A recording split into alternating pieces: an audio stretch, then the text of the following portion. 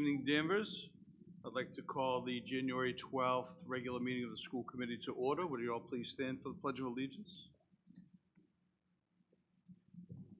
I pledge allegiance to the flag of the United States of America, and to the republic for which it stands, one nation, under God, indivisible, with liberty and justice for all.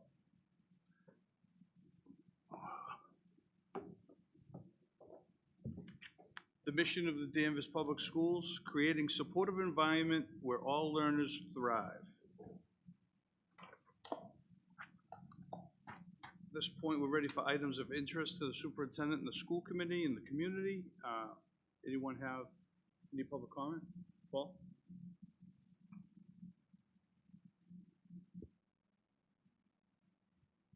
Good evening. Paul Pollack, member of the HRIC, Human Rights and Inclusion Committee, Danvers. Just here to remind everyone, since we're on TV also, that we have the upcoming Martin Luther King celebration, MLK, Move Like King, which will be held at Danvers High School in the atrium this coming Monday, a week from today, on Martin Luther King Day. The time is from 3 to 5.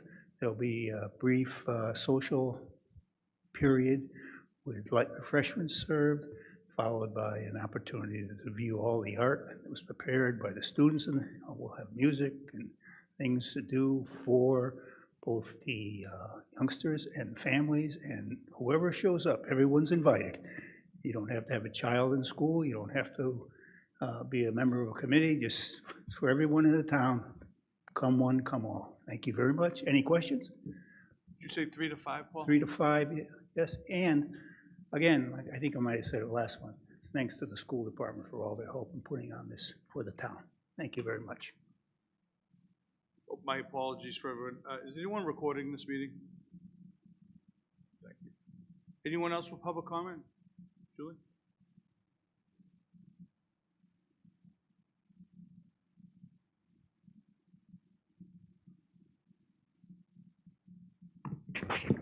Hi everyone, can you hear me? Yes. Okay. My name's Julie Bolduc DeFilippo, and I'm the chair of the Danvers CPAC. It's good to see everybody tonight, and Happy New Year.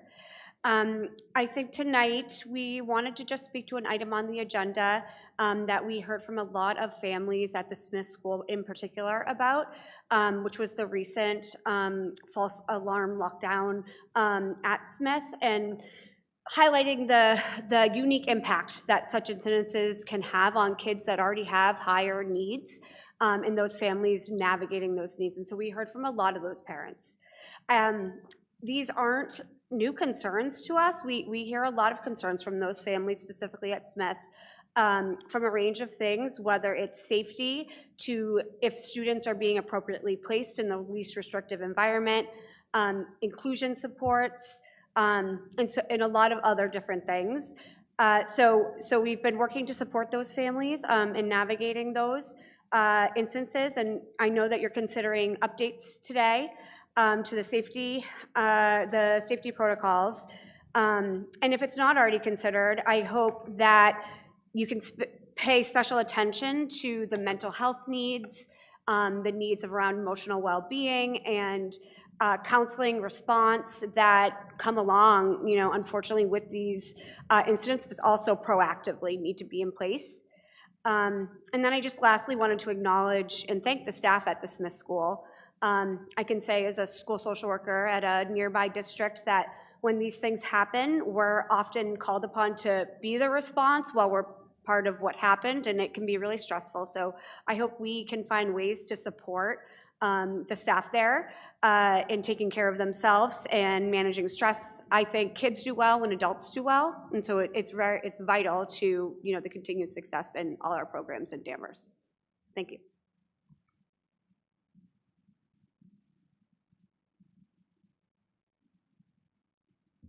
Anyone else with public comment?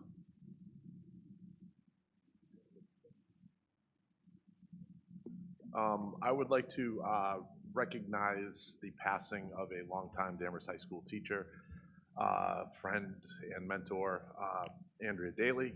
I was not her student directly, but I did work with her several years when I was at Danvers High School. So I want to recognize that. She was a great lady. So. Seeing no other, we'll move on to the agenda. Information from the. Mr. Shannon, a quick comment on the person on Zoom. Go ahead, Josh. Thank you. I know we're in the process of creating the budget, which will be, I think we're going to be doing some budget work next month at our meetings. And I did want to just take a look at it and just offer some suggestions as our Dr. Bauer and Kristen and our principals and department heads are starting to think about different things that they're going to make requests for. And I think the easy thing to do is to think about head count and things like that we would need if we're down head count. One of the things I would challenge everybody that is putting in proposals is to think a little bit more strategically. And I'm thinking specifically around some different things that we've done in the past, meaning how we tried to bolster and we continue to try to bolster the special education program so we can keep more kids in district. So we're not having, to spend all that money on district placements. So I would just challenge everybody, I guess, to think a little bit more along those lines and see how can we actually move the district forward in different ways, whether it's just propelling the district into different levels and getting recognition and succeeding more, or if it's any way to do some cost cutting measures, meaning if we add certain things that we'd be able to save money in other ways. So I just wanted to just add that, as I know that things are in process with that, and if anybody has any questions about what I just said, feel free to ask, but those are just my quick comments. Thanks for that, Josh. Thank you, Mr. Chairman. And I just want to, since we're on the subject of the budget workshop will be on January 26th. I had one item of interest. Go right ahead. I wanted to thank Superintendent Bauer and staff at the high school principal, teachers, students, for what was a really terrific visit with the Commissioner of Education, Pedro Martinez, last Friday. I thought it was so well planned. I thought the students really acquitted themselves well, and the teachers as well. You can tell that there's a real energy at the high school, and I think it was a good visit. And I have to believe that Mr. Martinez was impressed favorably, as he should be, because it was really a big step forward for us, I think. I'd like to add to that. Thank you, Eric and Sean, for being there, and thank you to Principal Strauss, who helped organize the high school staff that attended, as well as we had a great panel of students. We had the town manager, Jill Cahill, there, and we have to thank Shannon Ingraham for putting the work behind the scenes to make it just really click. But to your point, Josh, I so appreciate you saying that, because we are trying to be as deliberate and strategic. And really the purpose of the commissioner's visit was Sean and I heard him speak at a conference in November, and one of his highlight items is really, preparing the workforce for the future, success after high school, and all the things that we've been talking about. And we are looking for ways creatively to be strategic, making sure that all students have opportunities when they graduate from Danvers High School, but also showing all the residents of Danvers that the high school has many things it offers, and there's certainly some parallels with other tech schools and such that we offer, but we need to do things that highlight that. And our students spoke very highly about early college. They spoke about pathways. Our staff, they spoke passionately about working together and really providing opportunities, and certainly the collaborative piece was important. The commissioner was impressed, the town manager was impressed, but it is a piece that we really need to be very conscious in what we're doing, because our goal moving forward is obviously to support and increase services, student services. We've made so many strides, but we also have to improve student achievement, and that's something that we need to be very deliberate about. We know resources are very limited, but we're working really, really hard to maximize them. So I do appreciate the shout out, Mr. Crane, and it was a great visit, and certainly knowing moving forward that we're going to tap into some items that we can certainly connect with our local colleges as well to give a better opportunity for our students. All right, moving on. Information from the superintendent. First item is student representatives report, and Nate, you're up. Hi, I'm all by myself today, so please bear with me. But this past weekend, there was a wrestling tournament, and we had 4 students placed in the top 10. We had Drew McMahon placed 3rd, Ian McMahon placed 4th, Dylan Kinney placed 5th, and Logan Jacquez placed 6th. We have the Move Like King event on January 19th from 3 to 5 p.m. at DHS. Please join us for a student art exhibit and musical selections and interactive community building activities for all ages. At DHS, we have midterms coming up, starting on January 20th and going through the whole week. We wish everyone luck on their midterms.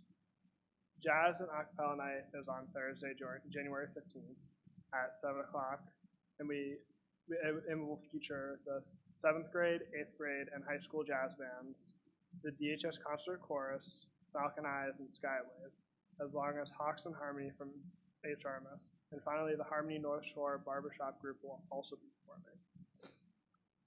Also, over the past weekend, we had the Northeastern Districts Festival, and we had 5 members from the concert band. We had Chase Richmond, Kayla McKinnon, Piper Brett, Alejandro Boudier, and JJ Murphy that participated.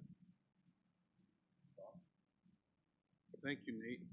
And we wish all our students good luck on their midterms. Since you mentioned achievement, I just want to take a second and say, I'm seeing some of the schools coming in already that our students have been accepted to. But we're not even in the thick of it. It's very impressive. So, cheers to everybody and keep up the good work. All right. Thank you, sir. That one item that I want to bring up is Principal Strauss. We have some recognition that we want to share with the school committee first before it goes public. Principal Strauss, you're up.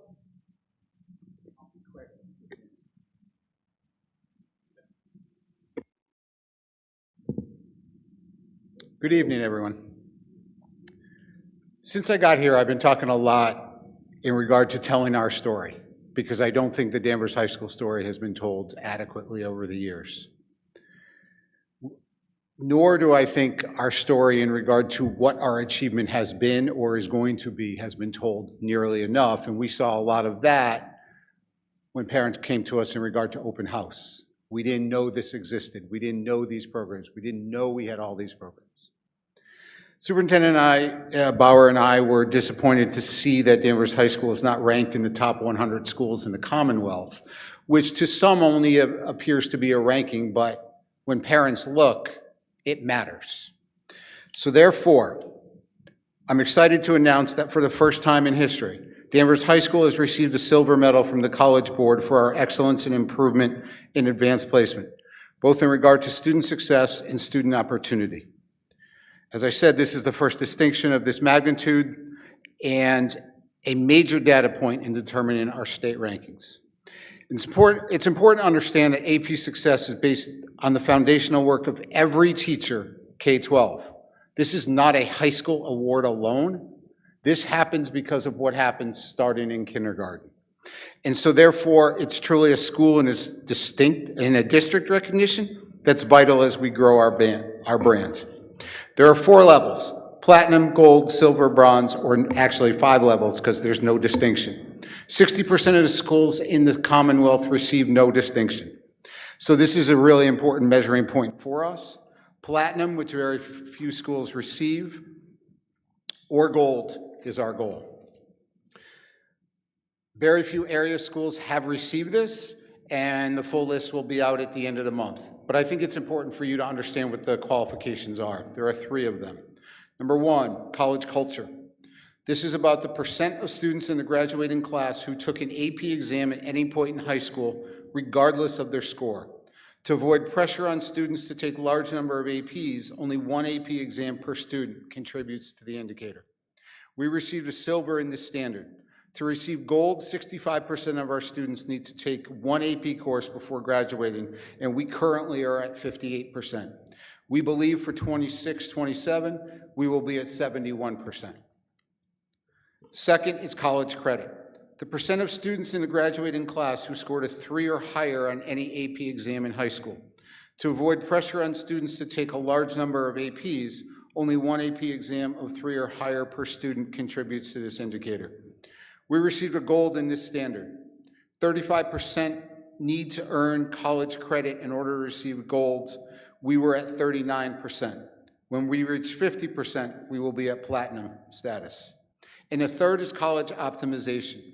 The percent of students in the graduating class who took at least 5 or more AP exams in high school, where at least one exam was taken in either the 9th or 10th grade. Because research finds that 6 or more APs do not improve college graduation rates beyond the optimal total of 5 such courses. No exams beyond 5 per student contribute to this indicator. The honor roll also recognizes schools that encourage students earlier on their AP journeys so as not to overload them with AP courses. We received silver in this standard. 9% of our students took advantage of this, and 10% is the threshold for gold, while 15% is the threshold for platinum. We are ready for next year at platinum because of our AP research diploma, so we will be at platinum for next year. This is a big deal for us, and I think it's something we need to applaud. I think Paul Halloran would be well suited to write something. But I'm really proud of this for our staff. They deserve it, and for our students. Thank you.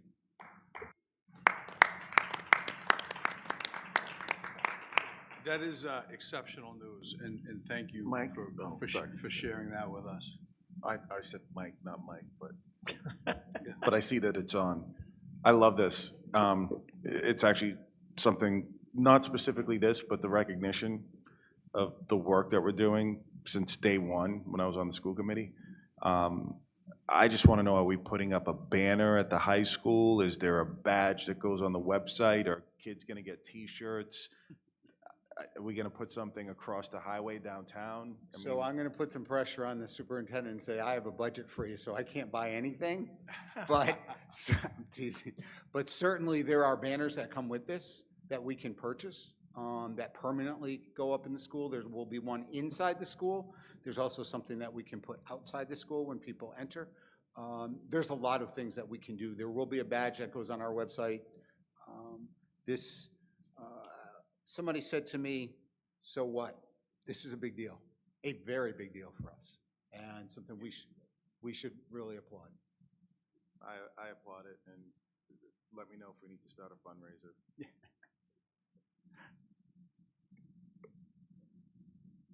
Well done. That's fantastic news. Thank you. Thanks, Alan.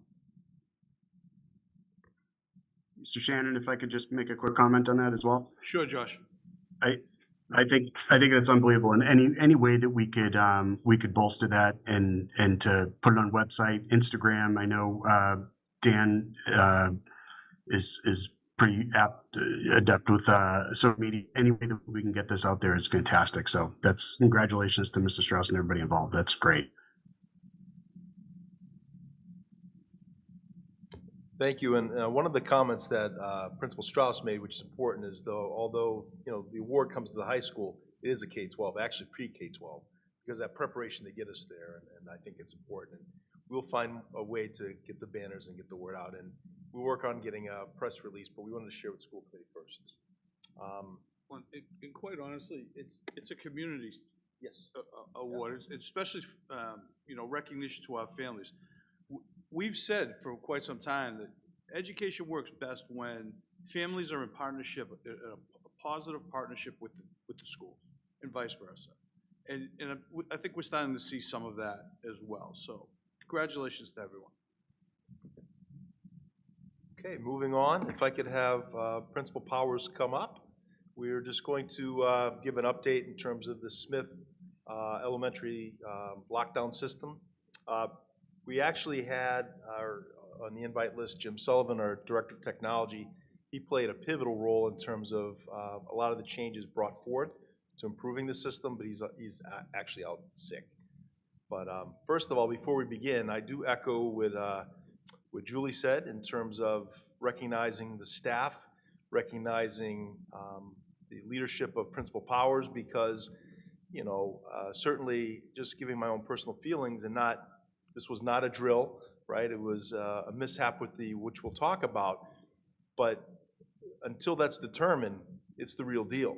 So when I approached the scene, I saw Principal Powers taking control of what was happening. The students knew what to do, but the staff, they were cool. And I know there was certainly a lot of adrenaline flowing. That we'll talk about that debrief. But the students were unbelievable, and there were some very challenging circumstances. But I want to thank and applaud our staff, applaud Principal Powers for her leadership, but also the first responders that came. So I think the big thing about this whole situation is that when I came in as superintendent, there was an incident that occurred that spring that came off the heels of the lockdown scenario at St. John's Prep. Then there was the false alarm at Smith. We've had a couple situations with this lockdown alarm that, quite frankly, is not tolerable. It just can't happen, and it did happen. And what I really want to talk about is the fact that there was a concerted effort to make sure that this doesn't happen again. So there were a lot of layers to this piece. Number one priority is to ensure that the staff, they're in a good place, to ensure that they're comforted, and certainly sitting in with Principal Powers, debriefing with them. This was tough, and knowing that we have a social worker that works with staff and students at the Smith, as we do all of our schools. Certainly know that our DTAT team was aware of this, which they do have an opportunity to come and help. But seeing the emotion on our staff in this, I can't sit here as superintendent to allow this to happen again. So the first thing that we did was, once we worked with the staff, was notify the town. Jill Cahill came over the next day. We had a meeting with her, the police chief, director of public works, our director of technology for our district and the town, as well as Principal Powers. And we sat down and just basically said the very same thing, like, this can't happen again. I can't sit here in this chair as superintendent to allow this to happen again. We know there have been issues with the system. It's at a point where this has to be, there has to be something done to this, and we can't allow this to happen again. So I have to say there was a lot of collaboration that came into play. Certainly everybody understood the tone of the seriousness of this, and an action plan was developed. The first and foremost was really the activation of that Smith alarm was a complete inadvertent activation. There is a fob that was placed by the gymnasium that, unbeknownst to us, had a cover over it that, although it wasn't touched, it flashed by, it activated the system. And I can't believe within 5 years that didn't happen before.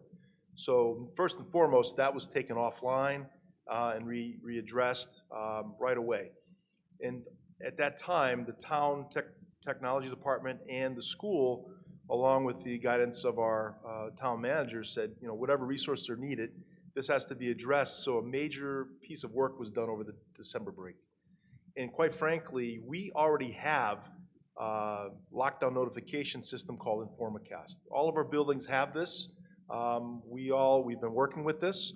In fact, I was notified of the lockdown. I was over at Thorpe that morning through InformaCast. It goes out to the police, it goes out to all the stakeholders that need to know, all the staff. So we already have it. So it's like almost an over-engineered system as it is at Smith on top of the InformaCast. So just to cut to the chase, the decision was made to decommission the system and move it to InformaCast. So it was able to do all the things that the lockdown system would do under the reliability of InformaCast. And that to me was a comforting decision that was made, because that gives us greater control of the system. So if there's a lockdown that needs to be activated, we utilize InformaCast, and the same thing will happen. The voice will come over the intercom. The staff will have direct notification. We're getting it to put on all the clear touch panels. But at this point, trying to figure out which contractor was responsible for the alarm systems, a multiple piece, we just made this decision because, number one, we already have it existing in our buildings, InformaCast. So now we have it set up there, and it's also now we have the stress buttons that certainly would lock down. The Smith has a little bit more features than the other schools. I don't want to give it all away, but there are certain features that are above and beyond our schools have in terms of windows and shades and such that still can be activated. So we feel much more comfortable with this, but I do have to say that the number one thing was that,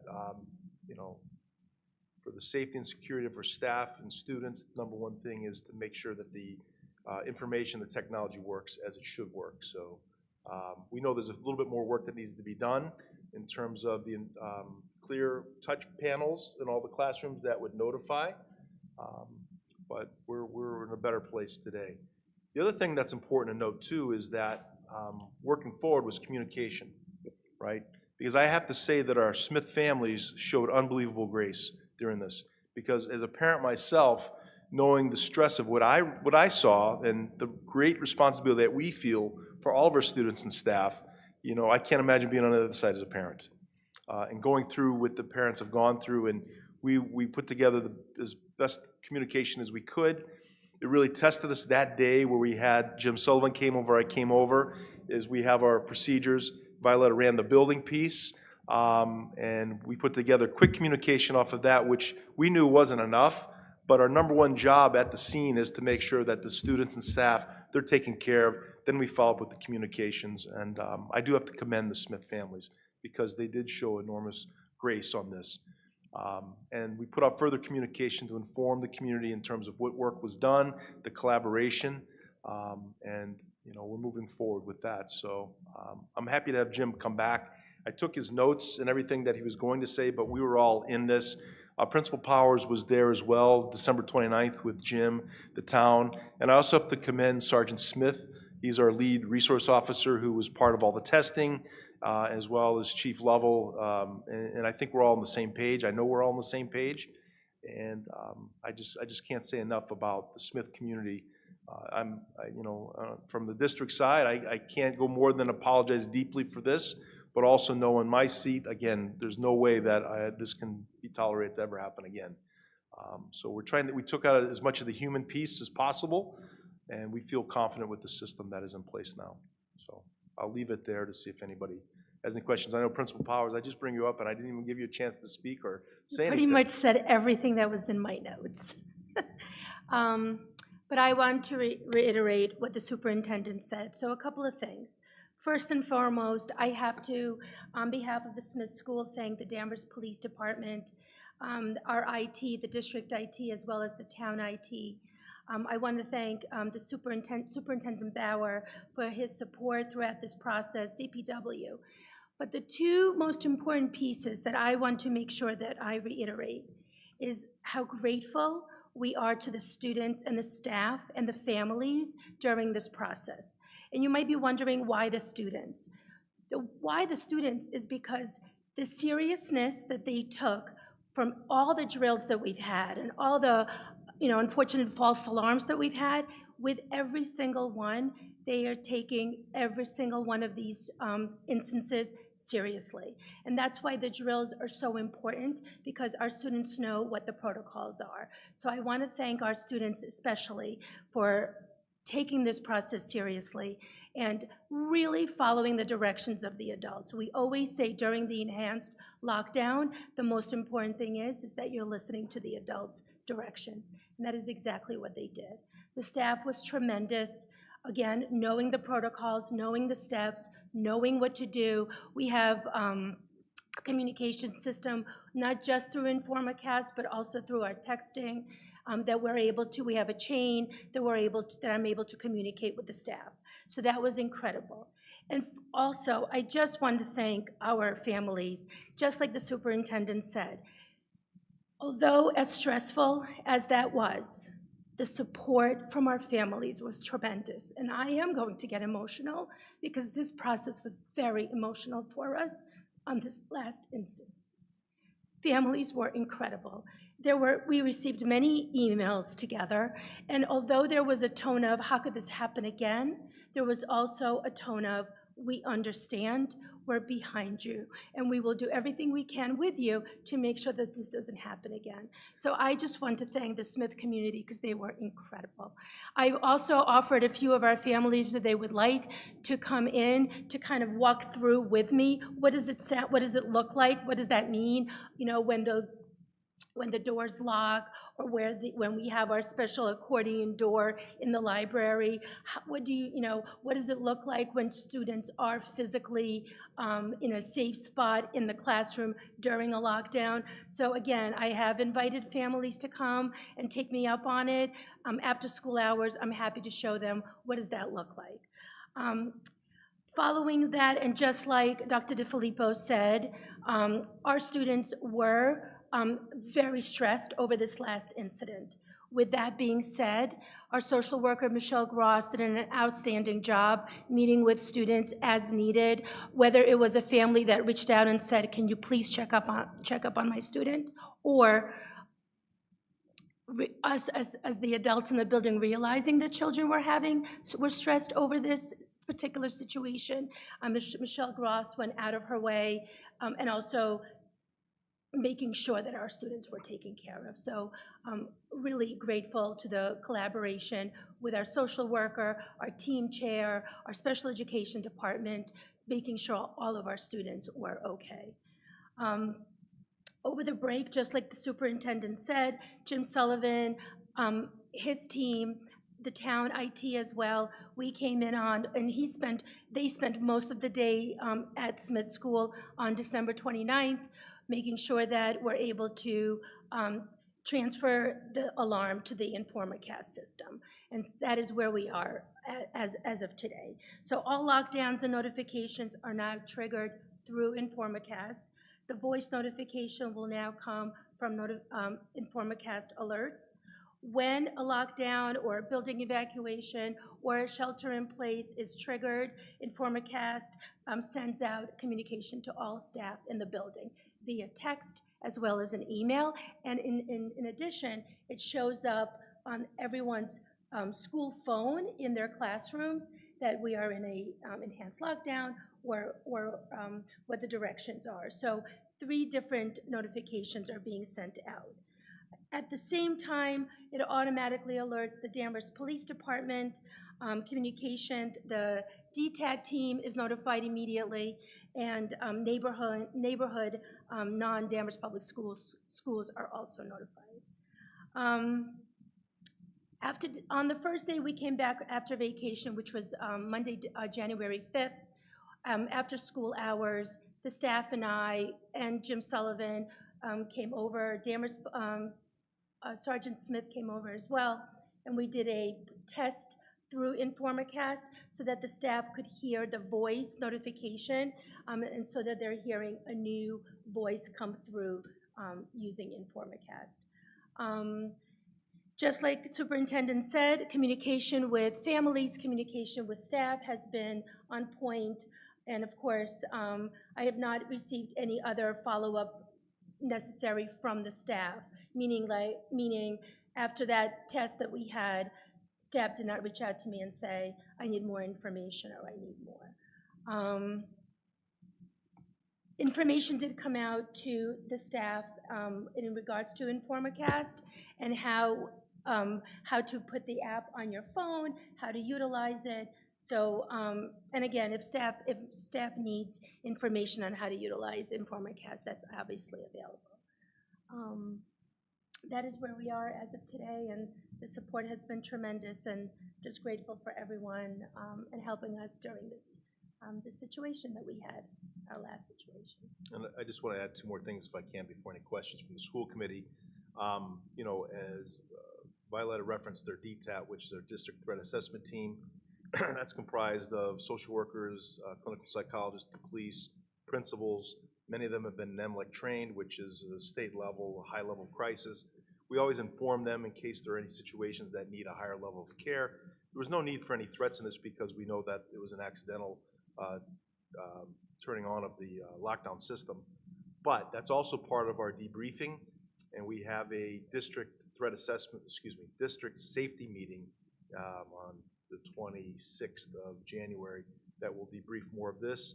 We also have our leadership meeting in early February where we've been working on the reunification and larger scale things. We'll review this as well. And the DTAT team, I'll meet with them at some point just to debrief as well. So there's multiple layers of not only this piece, getting the system in a good place, but also the background work to, you know, question like things.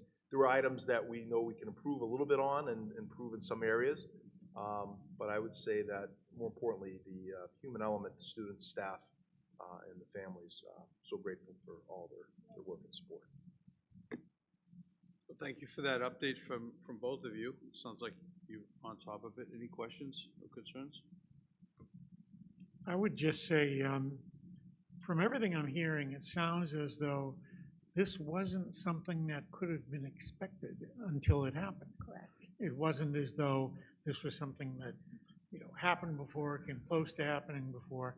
And so it's one of those things that you don't know what you don't know. And this is obviously an incident that no one's happy about, and certainly the impact on the children and the families. We never want it to happen again, Dan's right. But it also sounds as though there was nothing in the preparation or expectations around that system that we knew about that would have led us to expect that this could happen. And, you know, there's an adage in air travel, if you're a pilot, that, you know, if something comes up, you aviate, navigate, and communicate. And, you know, keep the plane flying, figure out where you're going, and communicate that. And it sounds like, from what I'm hearing, you all sort of did that. The immediate response was very appropriate, with concern for the students, families, staff, et cetera. Then you start to figure out, okay, where do we go next and what do we do? And you're communicating that to the community. So, you know, as one member of the school committee, both to the superintendent, certainly the staff at Smith, you guys did a terrific job. And I think it's also proof or a demonstration that the training and preparation that you've done, thank God this wasn't the real event, but it gives me some comfort to know that we're ready in case something like that were to happen. And I guess the only question I might have for the superintendent really is there anything that we've learned from this particular event that we can apply to any of the other schools? I would say that unfortunately the testing of the InformaCast went very well. Extremely quick notification on that part. Also a protocol about having the principal be charge of the people directly because they're most familiar, but also having two from central office to be there because you need somebody that can just overall coordinate with the police, coordinate with the principal, but also we had Jim Sullivan came with us as well because he knows the technology, but he's also able to have a cool head to get some communication out, which was as quick as we could to families. So those are things that reaffirmed a lot of the things that we're doing, but we also know that in terms of communication that I think it just went out by email. We need to make sure on that broadcast that it can hit the phone as well as the email in case somebody is at work and they might not be able to check, you know, their email, so they have all that in the broadcast. So that's Reach My Teach, which is a new system that we communicate with. We're no longer Blackboard. So we're working on that piece too, where to make sure all those areas are checked so you get the multiple communications for families. Because I did get feedback from one who's a teacher in another district that you know couldn't check their personal email. And I felt badly about that, but certainly learned that we need to make sure in the heat of moment that all three of those areas are checked for that communication that goes out.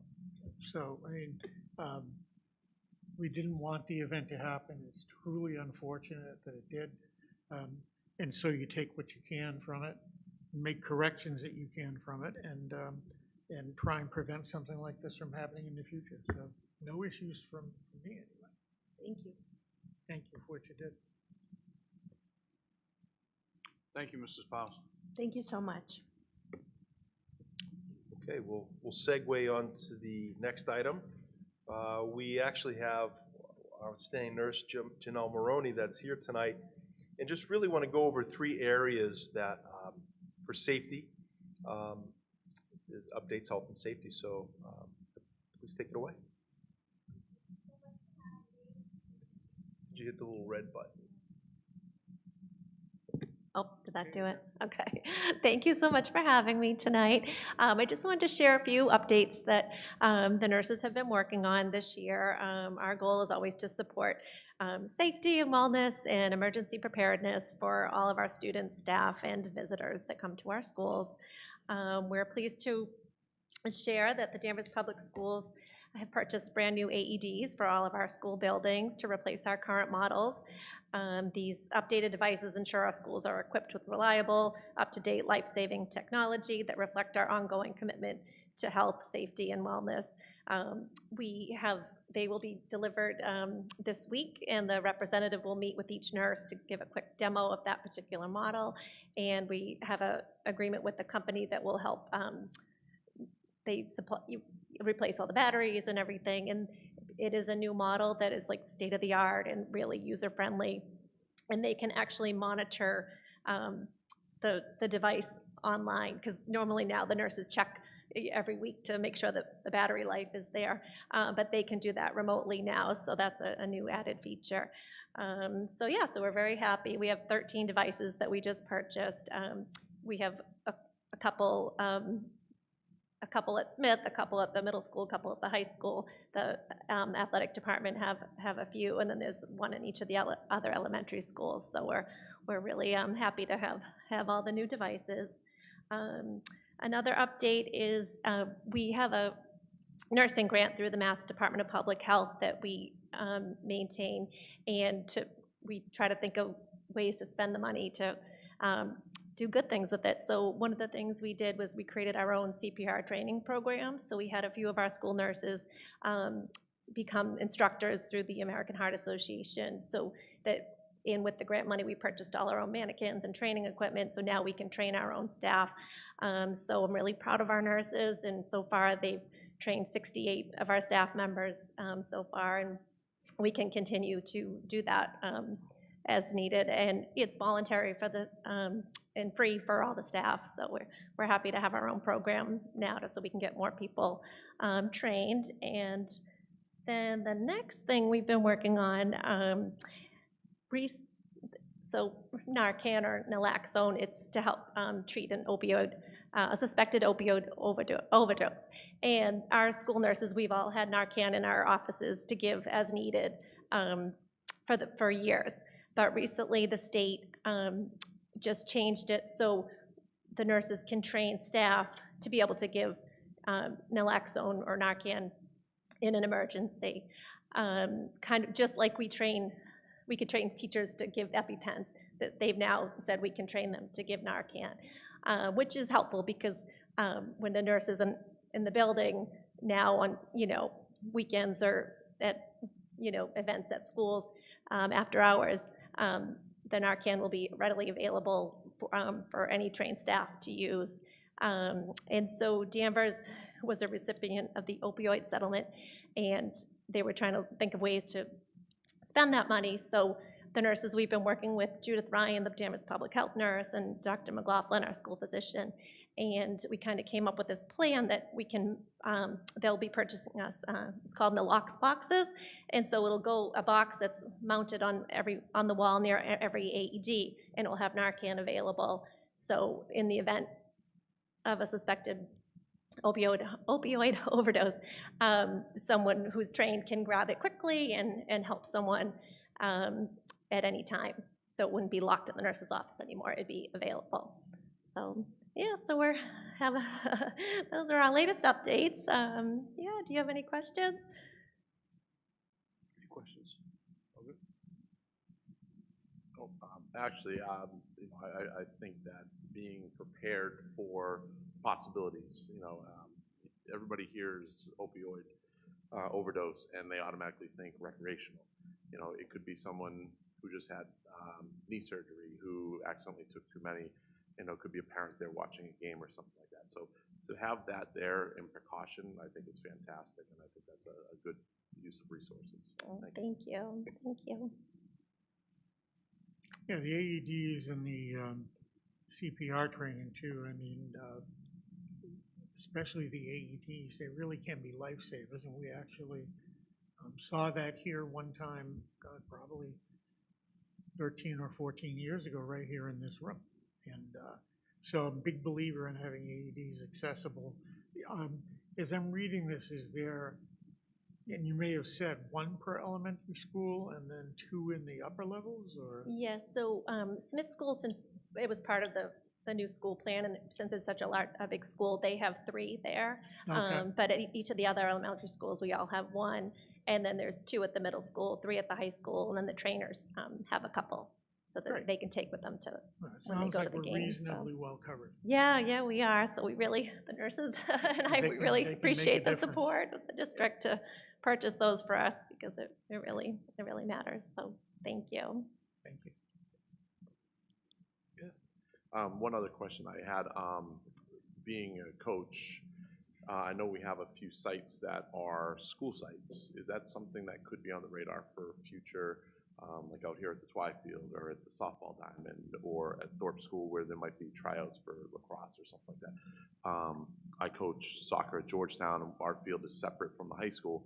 And if I ever had an incident, I would have to either get on a golf cart and go find one, or be lucky enough to be the coach at the time to have a portable.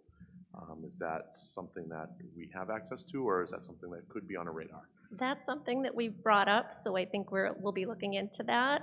We have talked about that.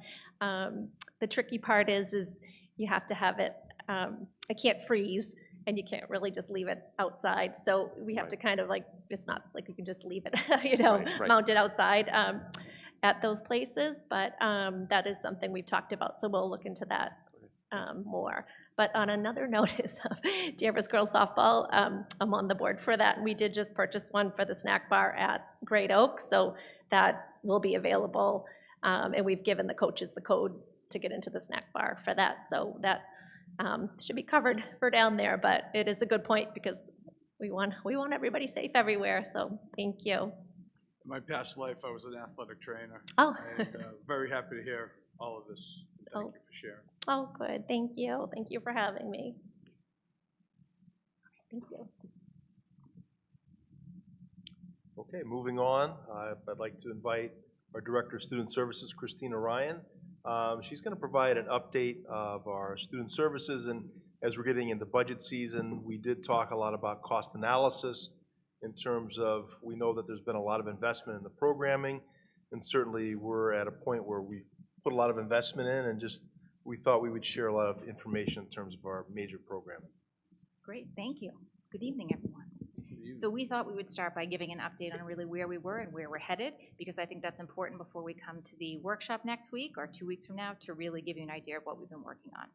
So for next year, our priorities continue to be refining and sustaining our vertically aligned specialized programs while ensuring that we have staff that can meet our evolving student profiles. Also, we want to solidify the team chair model as a key leadership role. And by doing these pieces, we will expand in district capacity to make sure that all students can have an inclusive experience within their home school.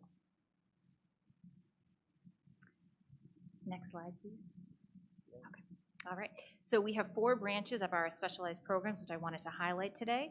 First is our EMBARK program, and EMBARK stands for Empowering Minds by Achieving Reach and Key Outcomes. This was previously known as the Learning Center, and we have a section at our pre-K at Riverside, also at Smith, the middle school, and the high school. Our RISE program is next, and that stands for Resilience, Inspiration, Support, and Empowerment. That was previously referred to as our Therapeutic Learning Center or DRIVE at the high school. That program is currently housed at 2 of our elementary schools. Smith has a 5th grade cohort, which will be transitioning to the middle school. We also have a cohort at Thorpe, middle and high school. Our SOAR program stands for Strength, Opportunity, Achievement, and Responsibility, and that was previously known as our language-based program. We have 2 elementary cohorts. One is at Great Oak Elementary, and one is at Smith, and then we have a middle school version. So as our students are progressing to the next tier, we want to make sure that we always have a program strand for them to enroll in. So currently, we have a middle school branch, so as those students transition to high school, we will be talking about that moving forward. Our STRIDE program is next, and that stands for Success Through Readiness, Independence, Determination, and Excellence. And that was previously known as the Learning Center as well. That is currently at Smith, the middle school, and the high school. So our programming priorities and improvement, You will see here, we are so fortunate and appreciative that the town really invested in our programming last year, and so all of our year one priorities were really able to occur this year, which was incredible. So if we look at our Embark and Stride strand, this year we were able to hire a full-time elementary BCBA to solely support that programming. For next year, we would like to hire an elementary SLP and a half-time nurse. Those are two positions that we currently are using contracted services as well as grant funding to support, and we really want to make sure that with grant funding maybe not being always something that we can rely on, we really want those to be part of our budget. For year three, we really want to hire a transition specialist at the high school level because that's really a missing piece of the puzzle. So as students are exiting middle school, entering high school, we really want to make sure that we are focusing on a pathway for college career readiness as well as vocational skills. And that's something that currently, if students really need that level of support, we're having to utilize an outside resource. And so that's something two out-of-district programs have that we would love to be able to have here in Danvers. For our RISE program, our goal is to have a full-time school psychologist and a special education teacher at each level. And so this year we were able to hire an elementary school psychologist, a school psychologist at the middle school, and a full-time special education teacher at the high school. And so next year we'd like to continue that and hire an elementary BCBA. Currently, again, we're using other funds to be able to contract that service, and we would like that to be part of our budget. In addition, with our fifth grade cohort leaving Smith and transitioning to the middle school, we want to make sure that staffing follows from elementary to middle school so that we would be able to have a special education teacher at the middle school and a full-time school psychologist at the high school, which would really help complete that program. For year three, we would like to hire a BCBA at the secondary level, so as students exit our elementary strand, we want to make sure that they have the same level of support and structure. For our SOAR program this year, we were able to hire 2 special educators, one at the elementary level and one at the middle school level. Next year, with our 5th graders continuing to 6th grade, we want to make sure that we have a special education teacher dedicated to that position. And for year 3, we want to make sure that we have a speech language pathologist who's really dedicated to that program. And looking at other programs that are in neighboring districts as well as out-of-district placements, that's really a piece that's missing from our strand. Administratively, this year we were able to hire 3 team chairs, 2 at the elementary level, 1 at the secondary level, and for next year we would like to hire 2 more to really complete that cycle, to have 1 at the elementary and 1 at the secondary level. And a common piece that people often say is, why do you need more team chair people? And one of the main reasons is there are always going to be students who will require a higher level of support in out-of-district placements, but we shouldn't be sending students to out-of-district placements because our paperwork isn't pristine. And so when we make mistakes with paperwork, that often costs out-of-district placements, and so that's really been a piece that we really want to highlight, is we want to make sure that we have somebody who's really managing that so the students can remain here who absolutely should be here. Any questions so far? Yes? And correct me if I'm wrong, was it the Rebus Consulting Group that spoke at school committee a few years, like just in the last year? And wasn't one of their recommendations to consolidate these learning centers into one building? So on the slide, I saw that we still had a spread of learning centers and behavioral students like spread out around the schools. Are we working towards that recommendation, or are we not going to follow that guidance? No, we are, and a piece of that was allowing students to graduate from their home schools. So on one of the previous slides, we really talked about last year. So there were 2 elementary schools where there is a program that is solely of 5th graders. So a couple of years ago, the decision was made that students wouldn't have to leave their elementary school while we were trying to consolidate programming. So as those 5th graders move to the middle school, we will then be able to consolidate. Okay, so what grade did that start in? So this year, those students are in 5th grade. And for full transparency, I Yeah. specifically ask because of like some concerning emails from parents about behavioral issues in 2nd, 3rd, 4th grade. And students weren't moved where there was an expectation. So are we doing it only from 5th grade, or can you clarify if we're waiting for students to graduate from the school that they're already in, or are we looking to consolidate? That's a 2-part answer, because part 1 was prior to our arrival, families were given the option of, the program is going to be at X school, we would love for your child to attend. If you choose not to, you can remain at your home school until your child graduates. So that happened before we arrived. So now when we're looking at where the students are currently located, we are making sure that new students entering the program are only entering at one school. Okay, I do understand that, but I don't know if I agree with it, because that's not what the guidance the consultants gave us. And I don't think that was made clear to the school committee. If I could. Yeah, go ahead. Okay, so in terms of the specialized programs, they will be consolidated. The last strand is the, formerly known as the learning centers, the therapeutic, the RISE program. So when that was done 3 years ago, as we started to make that move, there was one cohort that was left at Smith that will fully age out, and then it will be just Thorpe where that STRIDE program will reside fully, just at Okay. Thorpe. But the way that that was presented, and not to be argumentative, but No. I just want some clarity, because the parents did bring this up. Mhm. We, as a school committee, were, again, we brought in consultants. There was an understanding that what we were doing was inefficient, not effective for the children, but yet we haven't done it. And we're not going to do it until all the kids. No, we are. I'm sorry, I didn't mean that. No, go ahead. Yeah, no, we are. So any student that is identified under any of these programs, that's where they'll be housed. So I don't know if this is the decision or discussion that students that are not identified, but students that are in these programs, this is where they reside in terms of attending the schools. So Okay. that, So there will not be therapeutic centers, like, for example, at the Smith School. They'll be transitioned to another school. that's it. This is the last year with the grade. Okay, this is the last year we're Yes. doing it. Yep, Okay. so So the- moving forward, I'm sorry, Dr. Yeah, Bauer. because what she said was they will stay until they graduate. Sorry, till grade 5. So Grade when 5. we, just to give some historical Sure. context, I think this is important. Yeah. So when we were consolidating, because that is what was suggested, there was a lot of emotion with allowing the students to finish out at Smith. I met with, and that's when actually Eric Oxford was on board, the elementary, myself, we met with Violet and her staff, and really wanted the group to have the opportunity to finish in their school, and we made that decision to allow that to happen with just that particular program. And I know we also, at Riverside, we allowed a cohort to remain, but that has since moved out of Riverside. So truly, after this year, in terms of the RISE program, Thorpe will be the elementary base. So we've now moved everything, it's just one more cohort of that students that are left. Okay. All I ask is that we have transparency with the Yes. school committee, because that was 100%. something that was discussed and presented. And when it didn't happen, as you know, parents have reached out and are, what happened? We're not supposed to have this, things are supposed to be moved, and it just never happened. So that's the clarification I'm looking for. So this is the last year, regardless of grade, where going forward, all students will be, all these programs will be centralized. Exactly. So next year, the RISE program fully will be at Thorpe Elementary. So all students that are in that program will be at Thorpe. The RISE program. That's correct. The And Embark, Embark and STRIDE will be at Smith, and SOAR will be at Great Oak.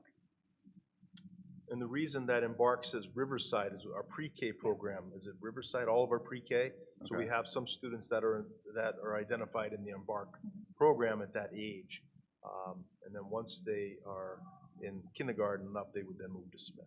Okay, and one more question. All of these programs of themselves, like, fall outside of that guidance to try to house things in one building.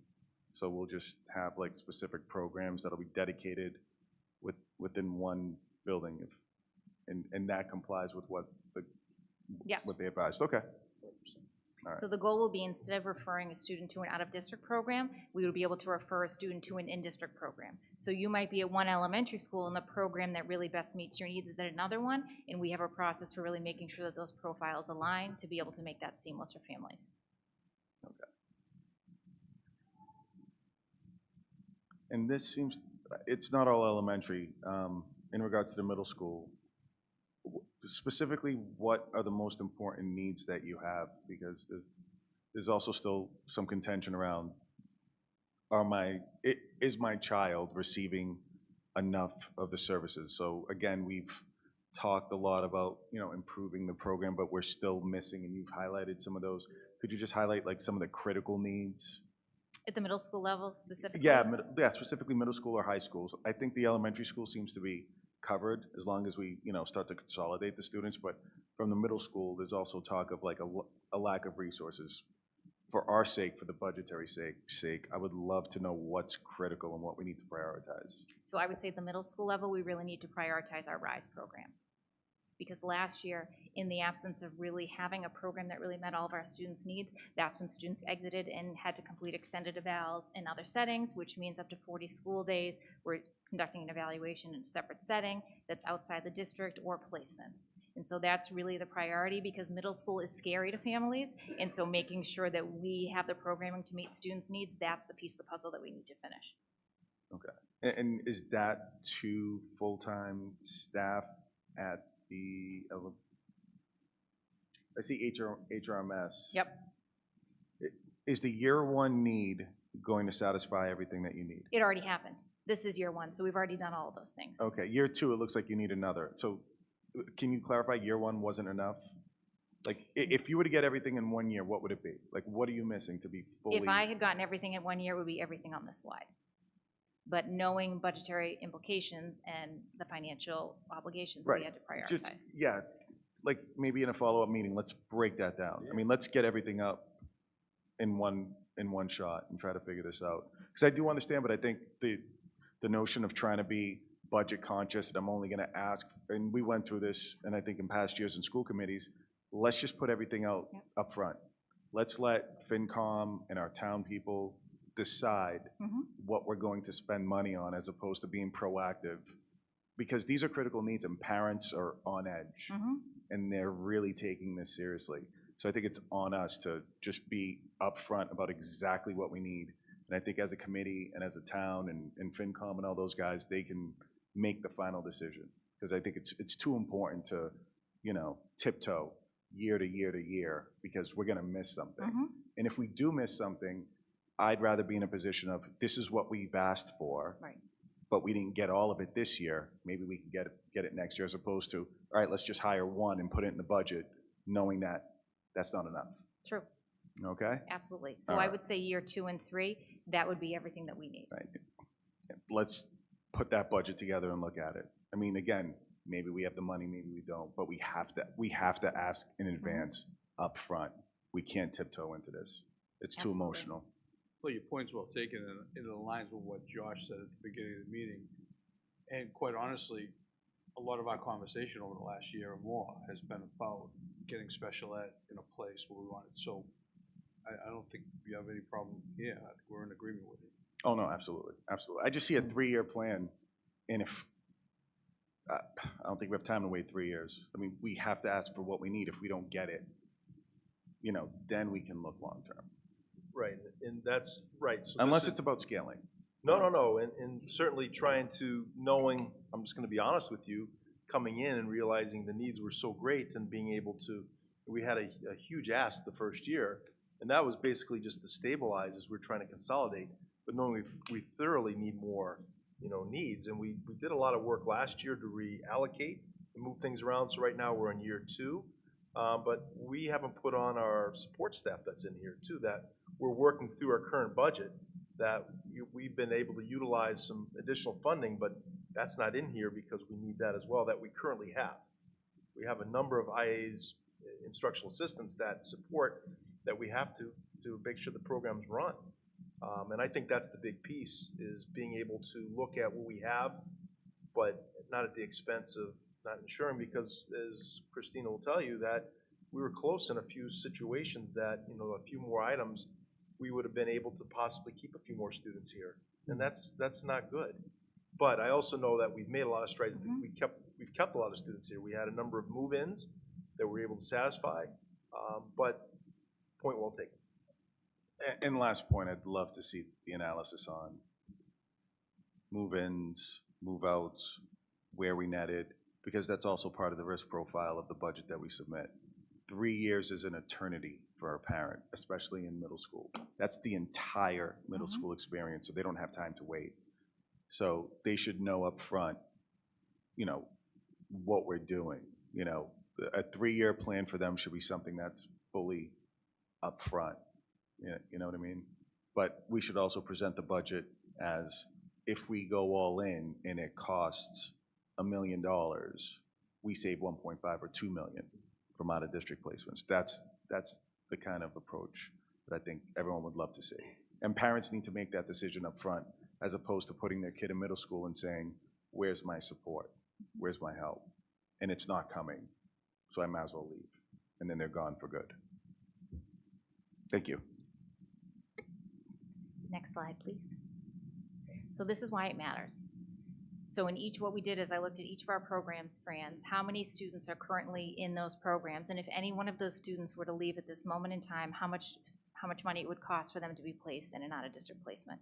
So these numbers range from public placements to private placements. So for our Embark students, if any of those students were to exit right now, we're looking at spending $198,852 to $239,599 per student.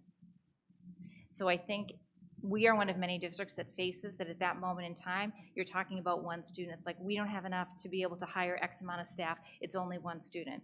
But it's one student at that moment in time, but if that student is in 3rd grade, we are spending that money every year with inflation until that student graduates or remains in that placement until age 22.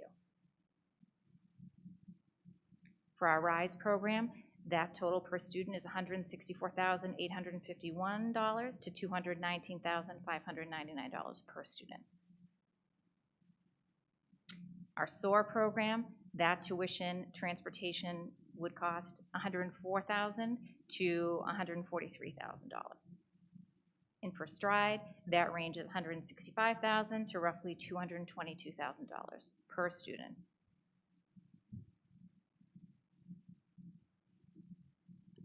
And that's right now. That's right now. As the inflationary pressures go, and certainly the different reimbursements, and hopefully even just that grant piece with the IDA grant this year and having the reduction, these are all real important facts. And I think in previous year, the thought was, okay, it's only one student, and then with circuit breaker reimbursement, we don't feel that hit. But that isn't necessarily the case anymore, and that isn't a guarantee that that reimbursement will always be here for us. And so we're constantly relying on that, as opposed to saying, instead of spending $200,000 per student, how could we reallocate that funding to have a program here and potentially tuition students in to that program? We are one of many districts who are currently facing that, and so when I have meetings with our other colleagues, they're saying we would rather be able to send our students from a local town to Danvers or vice versa, instead of having to put students on a bus and attend a program that's almost an hour away. Just one more question. I'm sorry if I'm jumping ahead here. Maybe it's not part of this, or maybe it's different. Wasn't there an initiative to attract out-of-district students into Danvers due to our programs? I think we were partnering with someone, or, sorry, I'm bringing up old stuff, but. No, you're not. If I can, Yeah, Chair. In terms of the transportation, we are partnering with the Northeast Consortium. Oh, no, not that, specifically with special education, like Well, something about hearing and. Right, so initially we were looking at a hard of hearing program to bring that in, and when we did a cost analysis with this, we found that we really need to put our resources back in this direction. Okay. All right, thank you. Yep. And I also met with directors from other towns to see if that was a need, because if there were students in local communities who had that need, we would be open to exploring that, and there really wasn't that need. So I wanted to highlight here our trends, and so what you will see as we built specialized programming and the numbers are starting to go down. So these are the numbers of students who have been placed out of district per year, and our efforts are paying off. And so we want to continue to decrease the amount of students who are exiting our district by investing in our programs. If I could, through the chair, one of the things that I know all the superintendents we've talked about is being able to franchise, right? And as Christina mentioned, if we have a program that's appropriate for a student in the district, it's cost effective, but we can't do that at the expense of, putting our own program into stress. So if we're able to build capacity and be very selective, just the return, if you just saw the pricing of that, that certainly is how some districts have been able to get ahead and add additional resources. But we couldn't put our own programs that aren't prepared to do that. So you obviously need space, you need staff, you need rooms, cohort, And if I could go back to one point that you made, Gabe, Mr. Lopes, I'm sorry, that I agree with 1,000%, is the continuum of services that we talked about a couple of years ago. So families that are at the elementary level, seeing what is the pathway for my child, you know, not only grade 3, 4, we got that covered 5, but the middle and the high school. So, and really it gets into how do we prioritize moving forward. You know, we've made a lot of strides because the elementary is very close.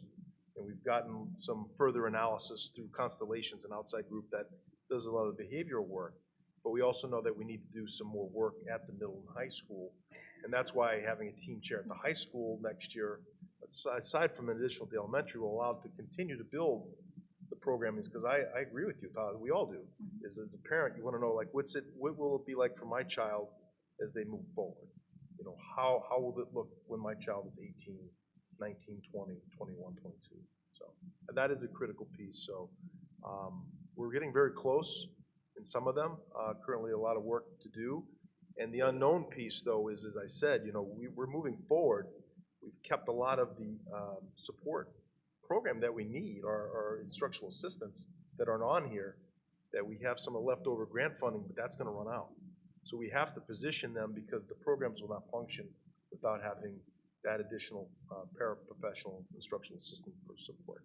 So. Next slide, please. There's another one? Yes, one more. So why in-district programming matters. We already talked about a lot of these pieces, but really we want to reduce the reliance on costly out-of-district placements. We want to stabilize spending amidst variable state reimbursements. We really want to keep our families and communities really impacted in a positive way.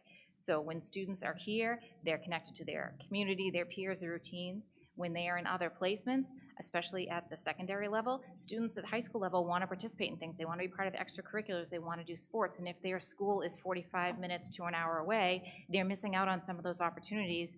And there are day-to-day things that happen in a high school setting that they're not necessarily a part of.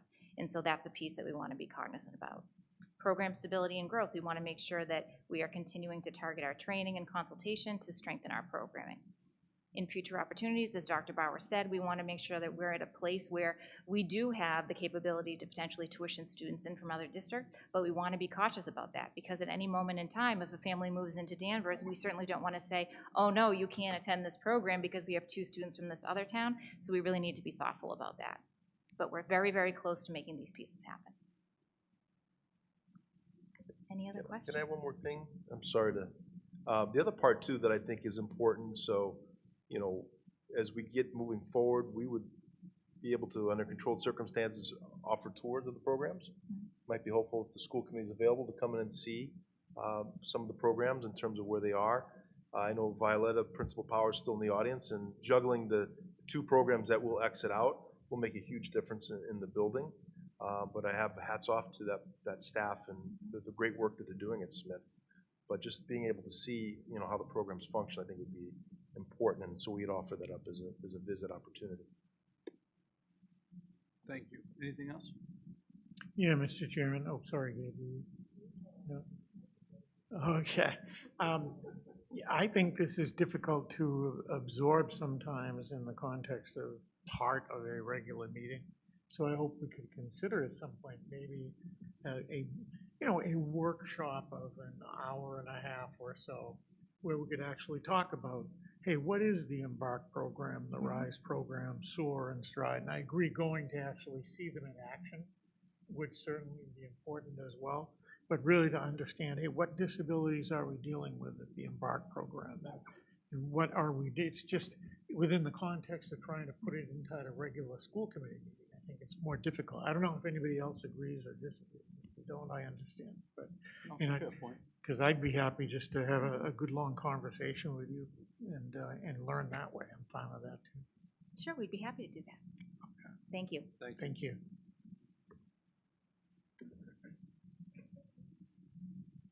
Okay, just let's give a quick update of the policy subcommittee back in December. I just wanted to highlight, you know, we've been quite busy moving policies, improving policies, connect with our strategic plan where we need to provide the base so our educators, staff are supported as well as family and students. So we've gone through quite a bit. Just knowing that moving up, reconsideration of curriculum materials will be on the docket for tonight. Field trips, there's not changing the policy, but just we've improved the procedure, which we'll discuss. Visitors to schools, and then looking for the inclusive policy of the PACs, making sure that the policy wording is very delineated for CPAC and LPACs. And then we did say that we would have a Narcan policy that will be presented next month. So we've made lots of strides. And again, I wanted to be clear that this all connects to our strategic plan, because we need that base to ensure that, you know, we're allowed to keep pushing academic excellence as well as supporting all students. So if anybody has any questions, but certainly we'll continue the work. We will have an audit next year. It seems like we've done a lot of policies and we have more on the docket, but we do plan on going through a whole audit of our school committee policies next year. Okay. If anybody has any questions, but that's all that I had for the update. Thank you.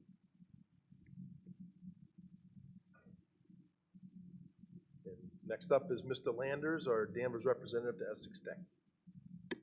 Always a pleasure to come in for my annual update with you folks. Before we start on the Essex Tech, Eric, I think your idea in terms of, as you know full well, the Finance Committee, which I'm also a member of, was very actively involved in the planning to try to bring many of those same programs back into, and I think there's a commitment on the part of the Finance Committee to support that as best possible. And I can't speak for all of us, but I think we would be more than happy to once again do another one of those maybe roundtable meetings with the three groups, with the Finance Committee, the Select Board, and the School Committee, as it relates to that one particular issue might have some value to it. So this is a recommendation. You know I love meetings. Don't we all? So in regards to the Essex Tech, there is some substantial movement and issues in play right now. You may very well have heard some of the stuff in regards to the changes to our admissions policy. At this point right now, in terms of the application process, there's really no difference in regards to that. Our Danvers numbers, I think we had 130 kids who had applied. That's Danvers students, so that's kids from Danvers, not just necessarily from here at the Holton Richmond. That number is a little bit below where we probably were last year, but my guess is we're going to be probably around the same numbers in respect to that. So in terms of the process of those kids coming, making that application, that's the same. The admissions process is going to be very different.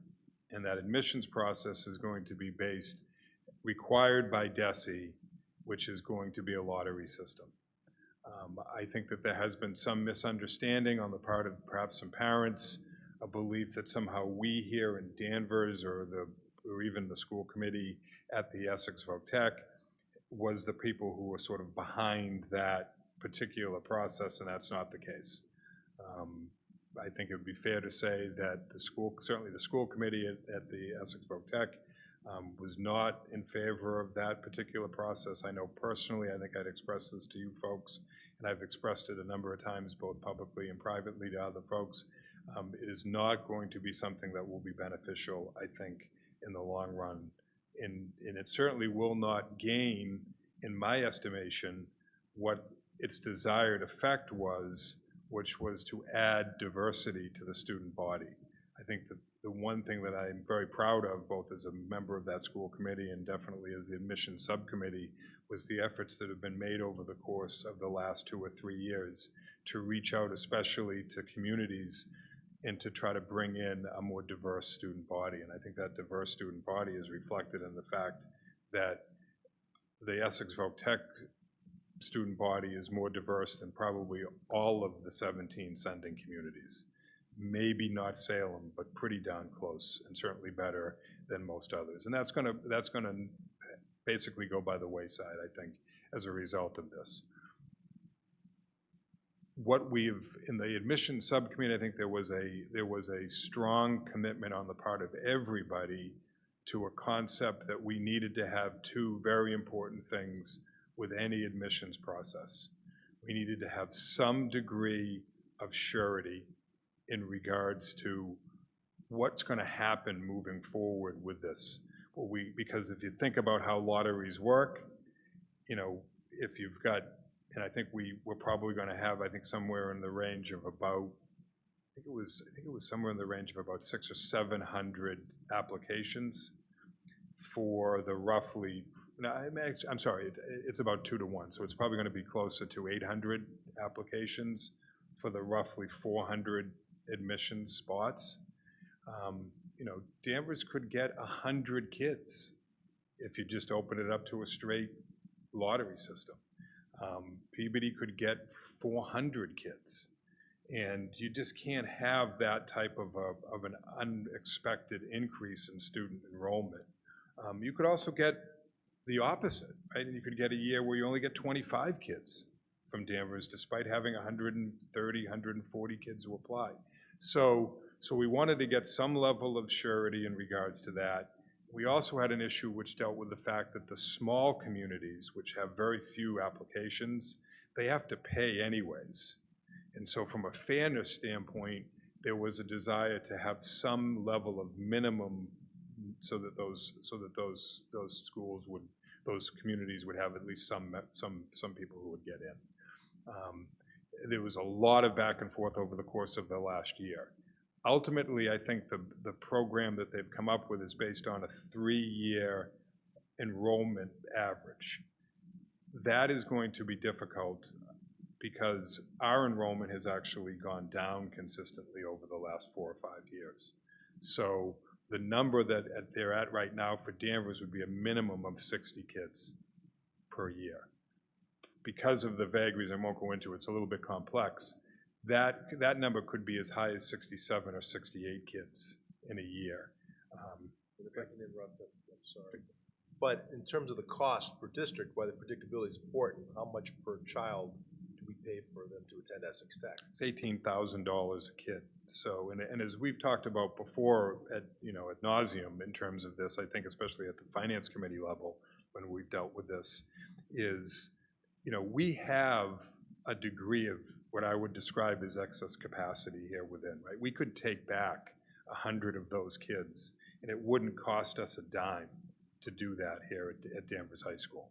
Right? We get about 25 kids a class. They would just be melted in, and you wouldn't have to add teachers. You wouldn't have to add staff. Now, of course, the question that comes up is, well, why can't we make cuts? Well, that just isn't how it works, right? These classes have got enough room. Couldn't take back 250 kids, all of the kids that are up there. But that's about $1.8 million that we're spending that if those 100 kids came back here, we would not have to spend. So the real question that I know, the superintendent and I have had lengthy discussions about this is, I think it's fair to ask, are those kids best served by being up at, and their families believe it, and they serve them very well up there. But when you see these increases, so if you were going to see our number go from 240 or 235, and if we added an additional 40 kids up there, that now all of a sudden we're talking about a $750,000 increase and no ability to control it. Now, to put that in perspective, you just watched a whole lot of slides about money that we need to find to be able to do something in this district that's really important. If we've got to spend that $750,000 for kids who are going to go to the Aggie Voc Tech School, it's got to come from someplace, and I'll just leave it at that. So that's the really important part of why we want some level of cost surety in terms of what goes on. Long story short, I think it would be fair to say that the 4 biggest sending communities, Beverly, Salem, Danvers, and Peabody, have through their superintendents, their mayors, and their town managers, have asked that the numbers not be based on prior years' enrollment, but be based on your percentage of the total 8th grade population of the 17 sending districts. So in Essex, in essence, what would happen would be, I think in Danvers, the numbers were about 9% of the total. So if there's gonna be 400 kids that would be applied, we would get 36 of those spots. That would be the fair number, because that represents what our percentage is in comparison to the other sending districts. That has not been something that has been well received as of yet by the school committee. But again, the 4 biggest sending communities, their mayors and their superintendents have sent a letter asking for that to be put in place. Unlike your school committee, where you each get 1 vote, and the Essex Folk Tech School Committee, we get votes based on the number of students that are there. So if you take the votes of Danvers, Peabody, Beverly, and Salem, and you combine them together, they have actually more than 50% of the votes between them.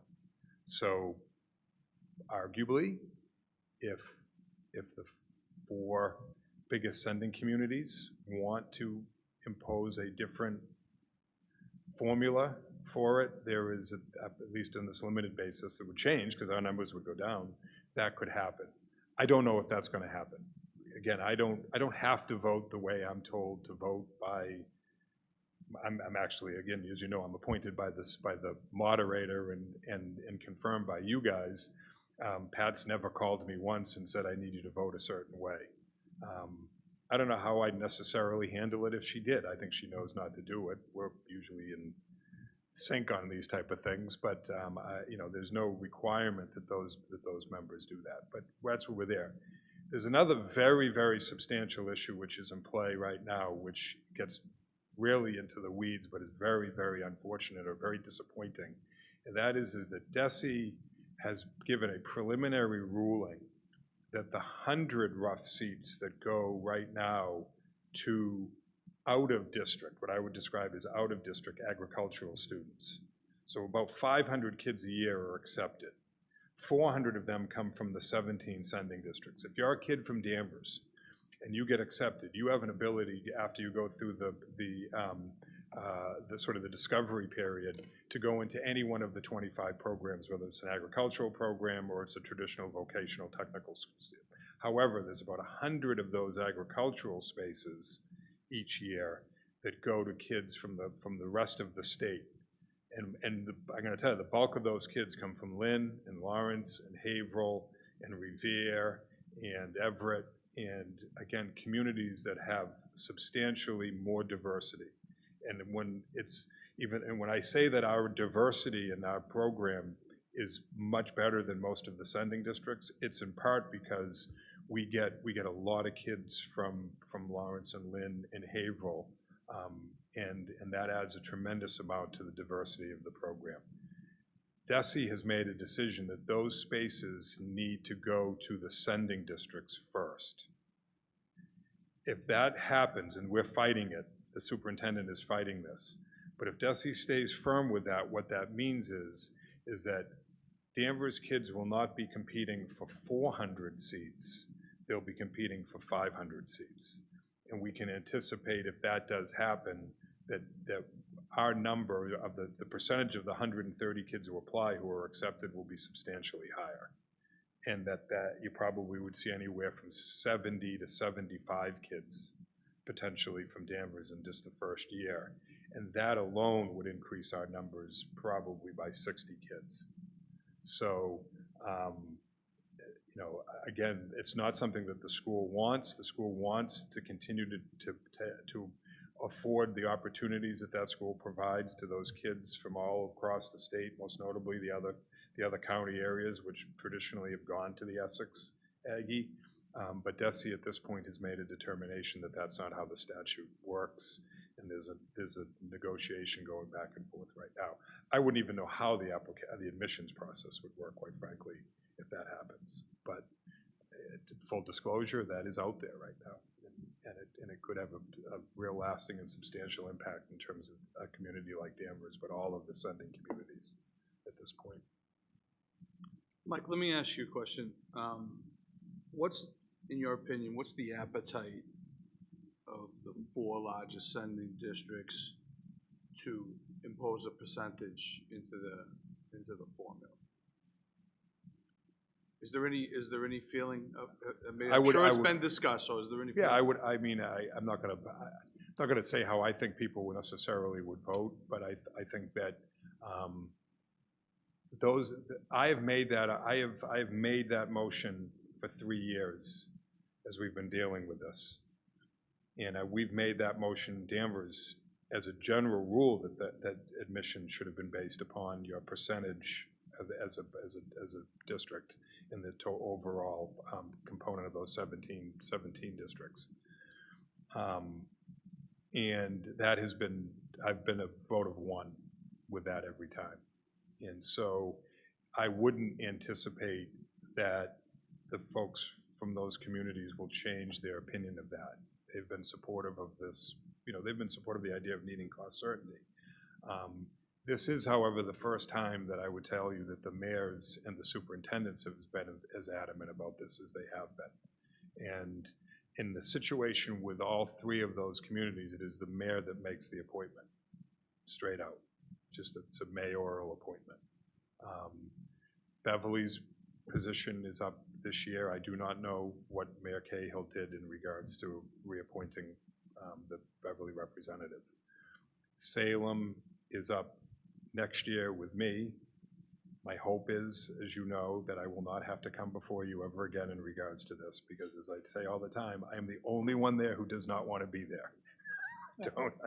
I have no stake in that game whatsoever. So Salem and Danvers would be next year, and then Peabody, which is really the key. Peabody has 10 votes. We have 6 votes. Peabody has 10. So I don't want to speak for anybody, but it would be very surprising to me for Peabody to support that. And no matter who the appointee is, they don't have to vote in alignment with the mayor. No, once we're appointed, right, we're independent. And I don't even, again, this gets into a legal battle. Is the power to appoint the power to remove? Right. I don't know the answer to that, and I've begged Pat to remove me, and she won't listen to me. So but yeah. So I think the short answer is that I don't anticipate that it'll go anywhere at our next meeting, but it'll be brought up. Any other questions? I have one, I guess. First of all, thank you for the update, Mike. Appreciate the work you do.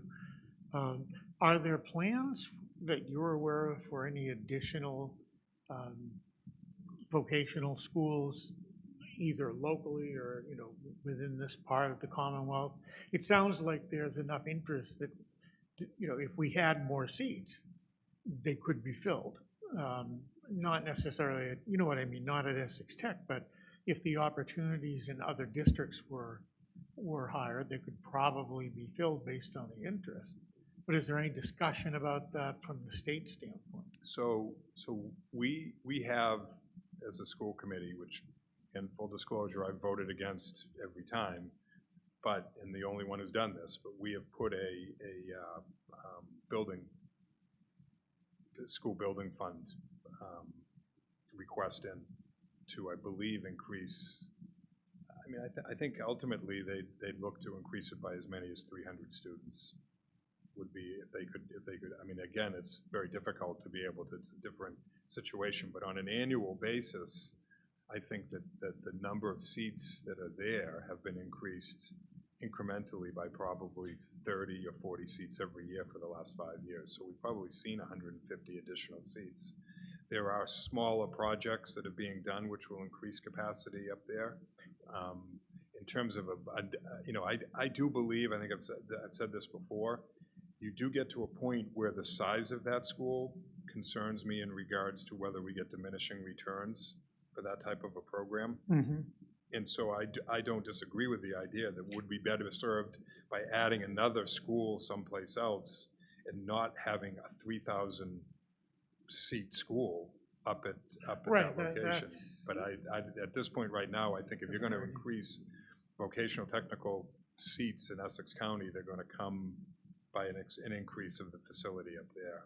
And again, we have the additional issue of being the host community, and that has its own set of issues from a standpoint of traffic and parking and safety and, Right. and all of those things that we deal with, so. You sort of anticipated my next question, which was, I remember a couple of years ago, the superintendent coming before the selectmen at the finance hearing and saying, oh, no, we don't have any plans to expand.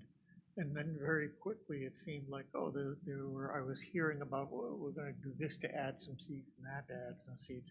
And part of the issue was, look, every time you add seats, you potentially add more Danvers students, and then you add more cost to Danvers. So how many additional, you think 150 seats-ish have been added or could be added? I think over the last 5 years, I would probably guess that there's been at least 120 seats total.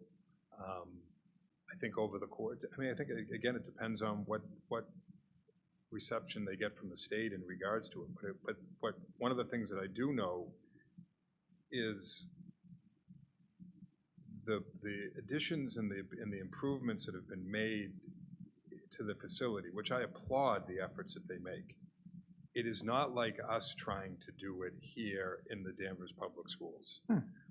They can take $1 million and basically do what would probably cost us, for a number of reasons, $5 million. Right. Because they can use, and it's great educationally.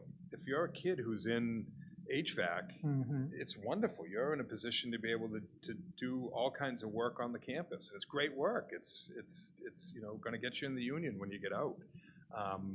So you've got that. You also have a situation where after the second year, kids are only generally on campus for half time. So if you're in some of those programs, whereas we here need 30 seats for 30 kids. Yeah. They can at Essex Votech, we can basically take those 30 seats and probably transfer that to 60 kids. Yeah, make it 60 kids over the last 2 years. And again, a lot of the stuff that goes on does not require the same level of public bidding and that we deal with on it as a result of that. So again, I mean, I think that's probably fair to say that and again, it's to applaud the effort that's been made by the administration in terms of doing that. It's been a masterstroke in being able to make some of those changes and improvements over time, so. Yeah, I mean, the concern that brought all of this to the fore years ago was that Danvers had a lot of uncertainty in terms of what it would pay year to year to the tech. And any money that goes to the tech, in theory, could be used for educational purposes within the district too. So there was that push-pull, and I think we were looking for fairness at the time. But it seems like the push-pull still could exist too.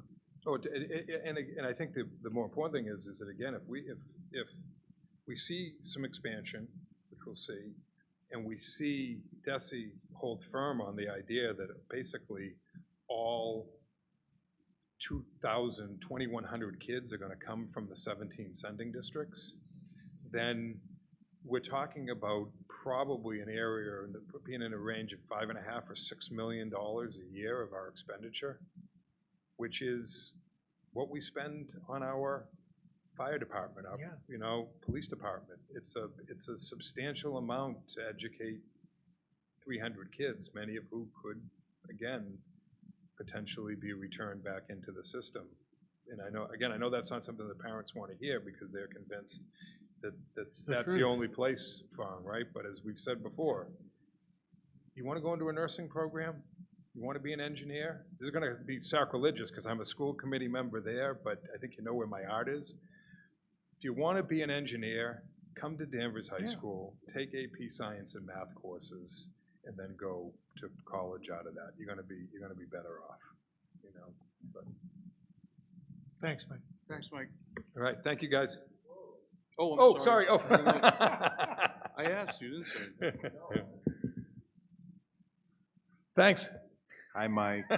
How are you? Mr. Lopes, go right ahead. Hey, I definitely hear all the concerns about the lottery. I don't know much about it, but really curious to see the impact from the first year. I think the most that while you were talking and doing some research, it seems to be designed to, I'll carefully use the words because, I mean, this is just from what I'm looking at, is to remove the perceived exclusionary practices of taking students that are, you know, performing better, have higher grades, and have an economic advantage in regards to doing all the interviews and things of that such. And I think that's something that we've discussed and debated, even with our former town manager, in regards to, you know, not only are Danvers students going to Essex Tech, but some of the best students were going. And I think that's counter, and I still will stand on that it's counter to what a vocational program should be. Some of, you know, coming from, you know, the city of Boston, seeing, you know, friends who hated school, didn't go, but ended up at, you know, the Wakefield Voc, I can't remember the name of it. Yeah, Northeast, they're plumbers, they're electricians, they're doing amazing work. Again, the numbers are gonna be coming up, but just as you've just said, you know, there's thoughts of expansion. There's thoughts of, you know, doing some of this other stuff. I get that. If the school becomes bigger, it'll open up more seats for Danvers. If they're doing a lottery, maybe it opens up more seats for Danvers. I just hope that this lottery will accept the students who most need the vocational education, and we can keep doing what we've done with our silver and gold for gold. I think we're doing what we've always said we're gonna do, because we can't control that, is make Danvers attractive and the students stay here. What I would like to know, and it's what we've discussed over many years, is, and you haven't mentioned anything about it, is the partnership between Danvers Public and Essex Tech and exchange of students. Is that still happening? Are we still meeting with the superintendent? I know we've expanded some programs in vocational tech. There was conversations about half-day. None of that's been in the update, so I'm hoping you can share anything on that. So, Thank you. yeah, thank you. And as you know, because we were basically in a position to be able to, I think what we described as try to reset the relationship that we had with the school in regards to us as the host community. You know, I think that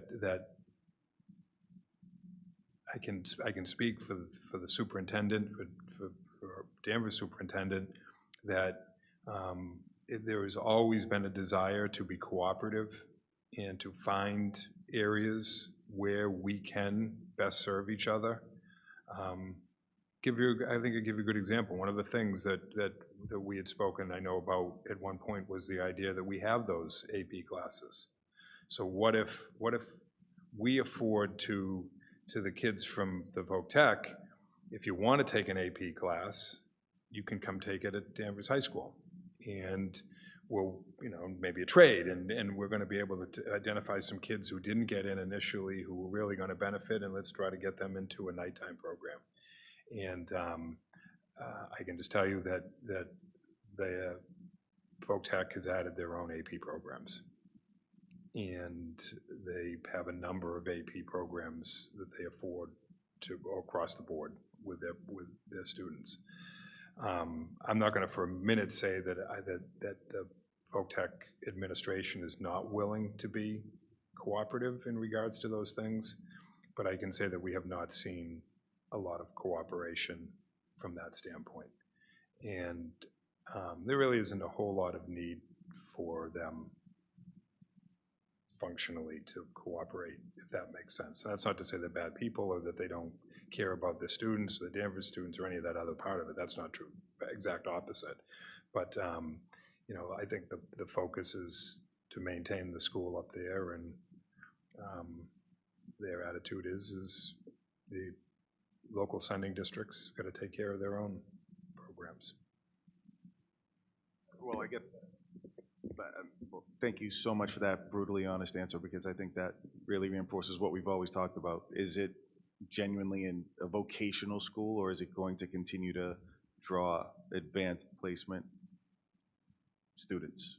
So if I could, through the chair. Yeah, I'm done. I agree 1,000%, Mr. Lopes, that the intent of the lottery system, because I know in my experience as principal, assistant principal, number of students were not able to attend Essex Tech that I know would have been perfect based upon areas that may go to school well, grades and things of that nature, because they just weren't interested.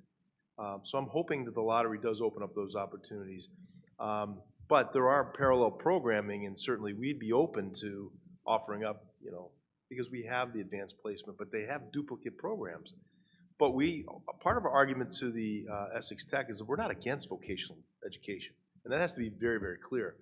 But we also know that we have an obligation to all Danvers students, and not everybody can go to Essex Tech. So if that is not predictable, then we'll lose resources that we can invest in maybe partnering with other local districts that have vocational programming. We know Salem and Peabody do have vocational programming, and so does Gloucester. We do know that the After Dark program, we just weren't able to get it up and going with his Essex Tech, where they take the class in the morning here and go there in the afternoon, but that's not off the table. But we said if we lose that ability because the resources are gone, then that doesn't do anybody service, because there will be many more students here that can benefit from other programming that we can provide or partner with their local communities. So, Josh, you all set? Thank you. Thanks, Mike. Thanks, guys. Good to see you guys. Thanks.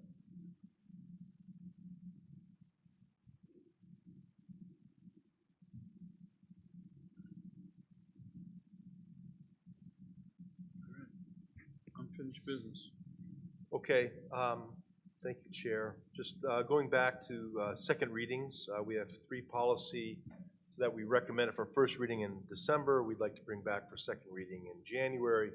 The first is the school food and nutrition meal modifications, as well as the norms and beliefs removal, because of that really is a redundant policy, and then access to buildings and grounds.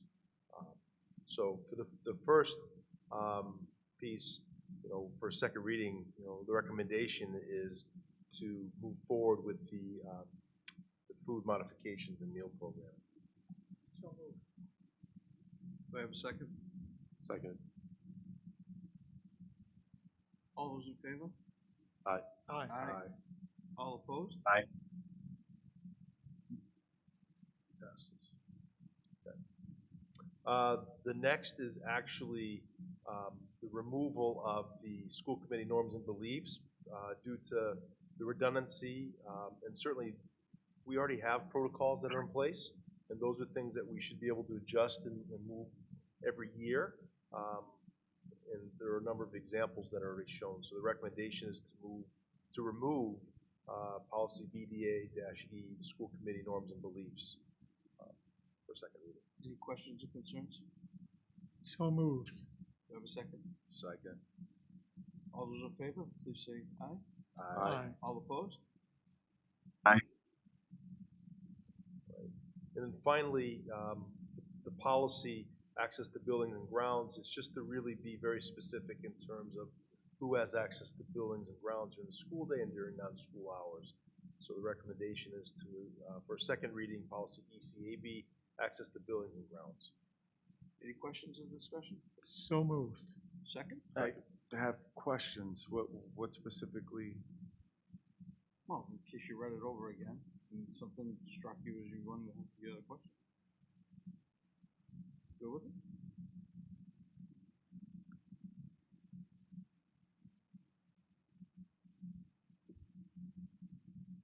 Give me a second here. Oh, thank you.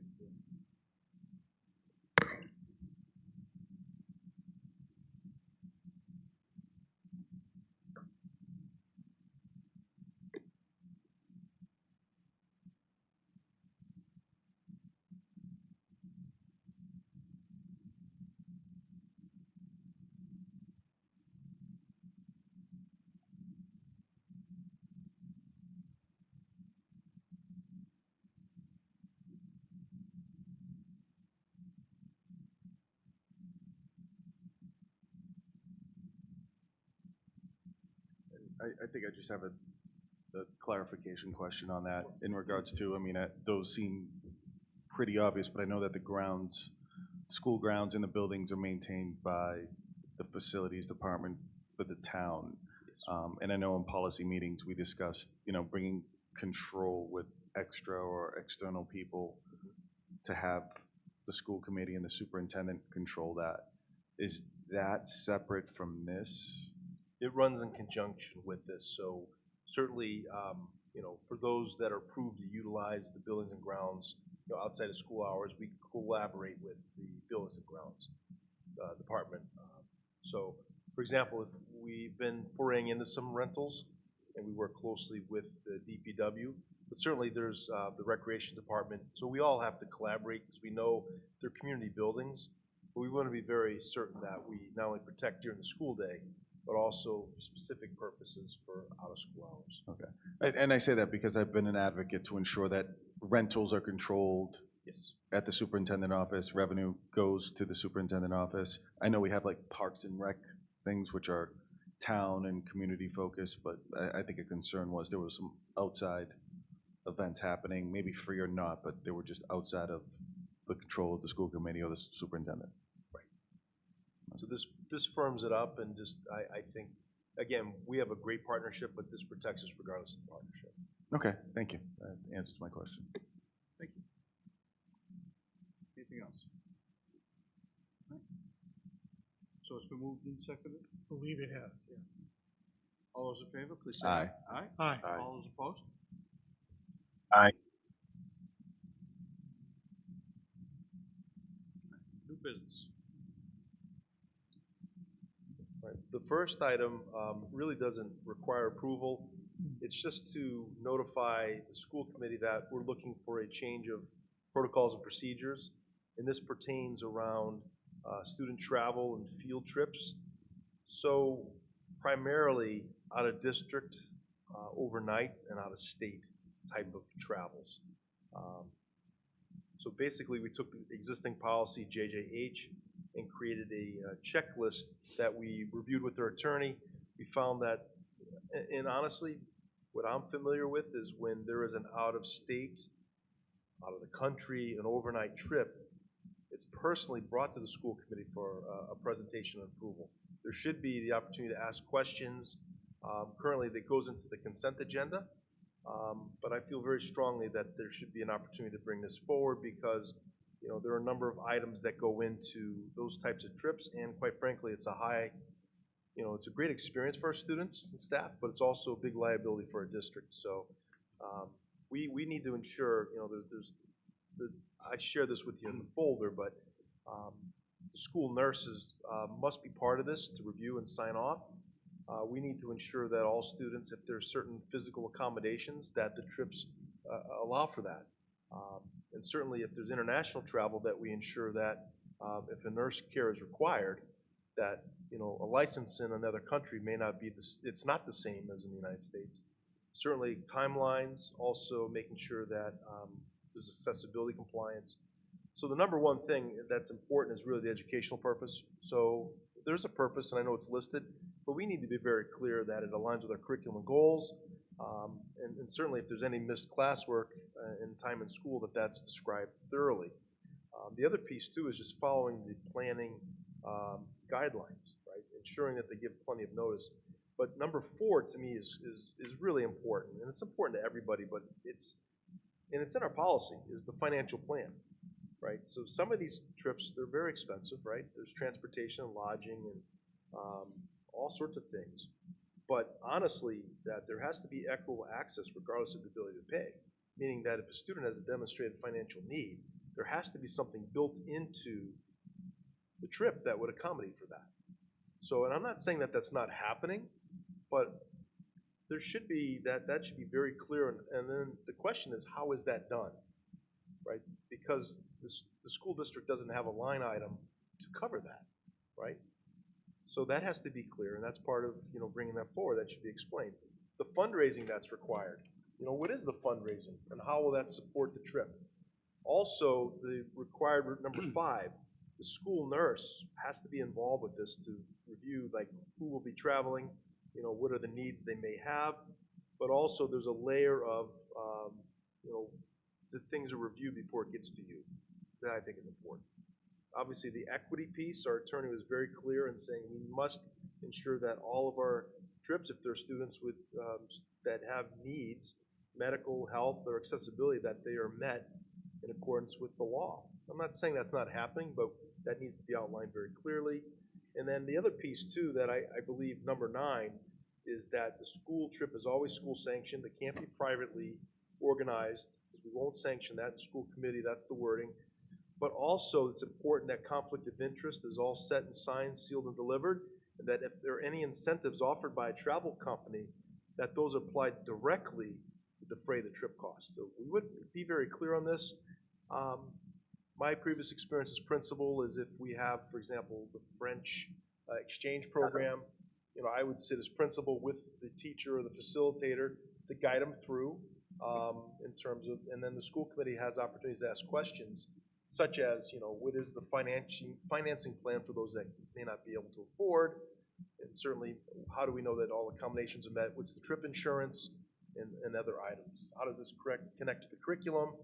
And we want to be supportive of opportunities to travel, but I believe with that being said, that to me, this is at a high level that it should be, you should have an opportunity as a school committee to ask questions to ensure that we follow everything completely. Questions on this update? Let me ask you this. So are there items in the checklist that are not already contained in policy, I think it was JJH? So I essentially, yes, there are a couple that are a little bit more explicit in terms of the 504, like for example, on item 6, you know, there is a piece about not excluding based upon disability health related needs, but the attorney is very clear in ensuring that if any students are on 504s or anything specific to an ed plan, that has been noted and reviewed. And certainly the other piece about the school nurse. Okay. That has to be very clear on that piece. I guess the way I look at it is this: we have a policy, JJH. The process for approving out-of-country or out-of-state field trips, I presume, goes through the superintendent. Before it gets to us, are you the last word to say yay or nay? No, you are. No, I said before it gets to us. Pardon me, excuse me. Yes. Okay. So there's a whole piece that would be work with the principal, assistant superintendent, the nurse, gets to me, and then I'd see all that is, and then, all right, you're ready to go to the school committee. So it seems to me that if you, as superintendent, want to use a checklist like the one you presented to decide whether or not you are going to recommend this trip or approve it, and then pass it on to us, I applaud it. I don't think, as you say, I don't think we need to approve your use of it, but I think to the extent that this is a tool that you want to rely on, I'm all for it. Yeah, whatever you need. Thank you. Just as someone who has organized field trips and whatnot, there's only one real small question I have on number 4, the financial plan, where it's asking, I'm assuming most of this is on the chaperone or the organizer of the trip, where it mentions substitute coverage costs identified.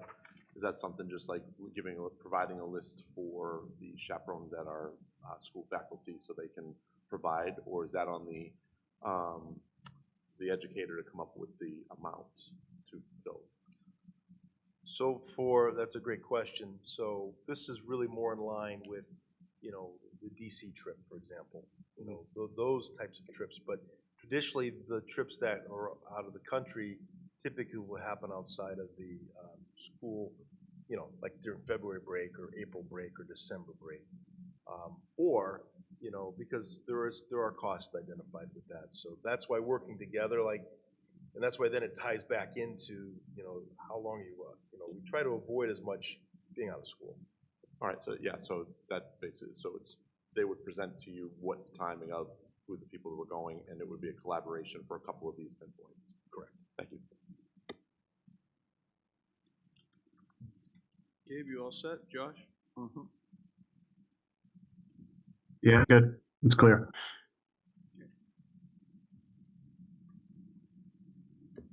Okay. The next 4 items really pertain to the challenge curriculum, and this goes back to when we had the book challenge, and just the realization is that the policy that we have really focuses around library materials.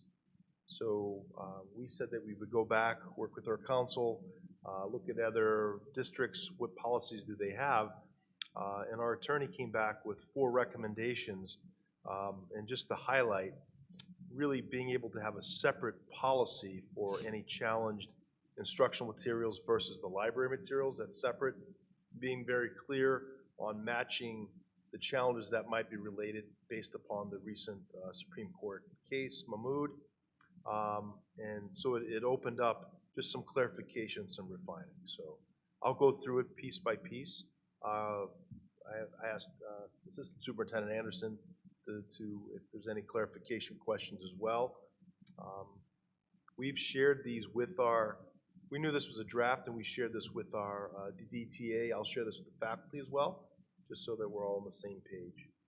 So there are 4 policy revisions and changes that we're asking for first readings.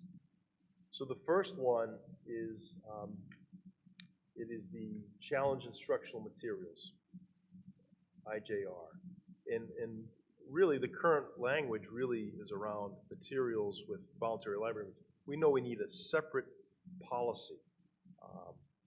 And really just focusing on instructional materials, remove references to library materials. So the recommendation is for IJR, instructional materials, to be moved forward for a first reading.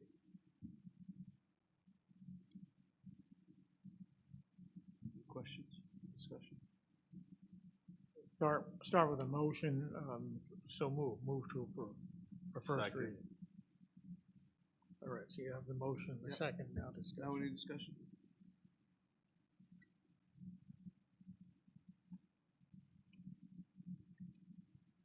I looked through these, Mr. Chairman. I guess the comment I would have is the same for all of them. Based on that Supreme Court decision, we obviously have to come up with a process and a policy. I think this is certainly, this policy seems workable, it seems to make sense. The issue is, all right, we sort of have to see how it works in practice. And it may be in fact that there's that we don't ever have a challenge, and that's great. But I don't think we'll know quite whether it works really, really well until such time as we've actually had a challenge and had it go through the process. So I think it's a starting point for us. Absolutely. Go ahead, your button. I see it as improving our practice when we're challenged again in 3 ways. One is obvious, that it's taking apart the library materials with instructional materials. But the second is that it allows for a much quicker turnaround for, parent has to come in, challenge the material, formally meet with the principal and someone in my role or the curriculum director. And we know what to do right at that moment, de facto. We know that we have to provide an alternative experience for that child only, if the family so chooses. And then we have a very small committee that makes a recommendation to you, and then we come back to the family. So we could even do it within 1 year, which we were not able to do this year. So everything that we did around All-American Boys actually pertains to next year and the couple of years after that. So for me, it's very clear to whoever is administrating the policy, practically on the ground. We can do it faster, and it's clear what we're supposed to do. Yeah.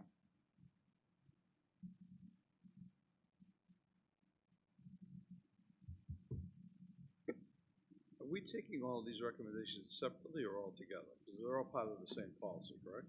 No, there are 4 separate policies. These are 4 separate policies. Correct. Yes. Right, and my motion would only refer to I believe the first one was the challenge instructional materials. Correct, yes. Okay. Anything else? All those in favor, please say aye. Aye. Aye. All opposed? Aye. So the next is the library material policy that's existing. It's just basically tightening it up to clarify that the library resources are voluntary in nature, right? And the distinction from instructional. So it's just adding that other layer in there. So it's really not changing much to this policy, and just ensuring that the challenge is evaluated through, criteria based on Board of Education versus PICO, which went way back before superintendent school. But it's just the cleaning up and clarification that the library resources are separate from instructional materials. So the recommendation is for IJL challenge library materials for first reading. So moved. Second. Any discussion? Second. I think Josh tried to second it. Any questions? Hearing none, all those in favor, please say aye. Aye. Opposed? Aye. Moving on. All right, and then the next two policies, the attorney said that while we're at it, we just want to be very clear that policy IMB, which is teaching on controversial topics, is just basically cleaned up and tightened up, and the expectation is that materials are presented in an objective, neutral manner, consistent with our goal of exposing students to a range of perspectives. So it's just a little bit of tightening up, and that's the recommendation for a policy IMB, teaching on controversial topics for first reading. So moved. Do I have a second? Second. Any questions or discussion? Just Second. in reading this one, and I guess it's for the superintendent and assistant superintendent, this leaves a lot more room, just by its nature, for subjective opinion in terms of what a parent might think, how it was presented versus how the teacher might think it was presented. So I see responding to issues like this will be more of a challenge. The policy seems to me is the best it can be, but do you see that as an issue too? In practice, I don't see it as an issue. Good. What Okay. what folks in schools normally do is if you're providing an objective view, it means you're providing more than one perspective. So for example, if you provide an editorial from a newspaper, you're going to provide multiple editorials that show different viewpoints on that same topic, if that makes sense. Yeah, Sure. and that's pretty standard practice. Okay. Yeah. Anything else? Hearing nothing, all those in favor, please say aye. Aye. All opposed? Aye. Okay, and the last one is just student exemption from instruction on religious grounds. So basically, it took policy IHAM-R. It's been revised because it was too narrow. Initially, it was the health education as the opportunity to opt out. Certainly, it's been added with the change in the Supreme Court, Mahmood versus Taylor, just to reflect on the basis and objection based on religious values and beliefs of the student, and also, it has a request process, teacher responsibility principle, and also guiding principle. So it really provides certainly a much tighter process for us if we're challenged. And this is actually for the benefit of all parties. The recommendation is for a first reading of policy IHAM-R. So motion. A second? Second. Any discussion? Second. Hearing none, all those in favor, please say aye. Aye. Opposed? Aye. Thank you. Order of business, the minutes. The secretary moves to approve and release the minutes from the December 8th, 2025 regular meeting.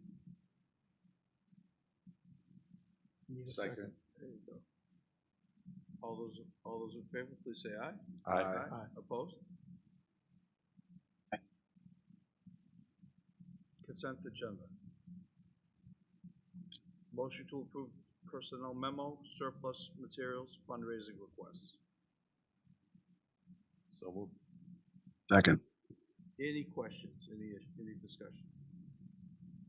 Hearing none, all those in favor, please say aye. Aye.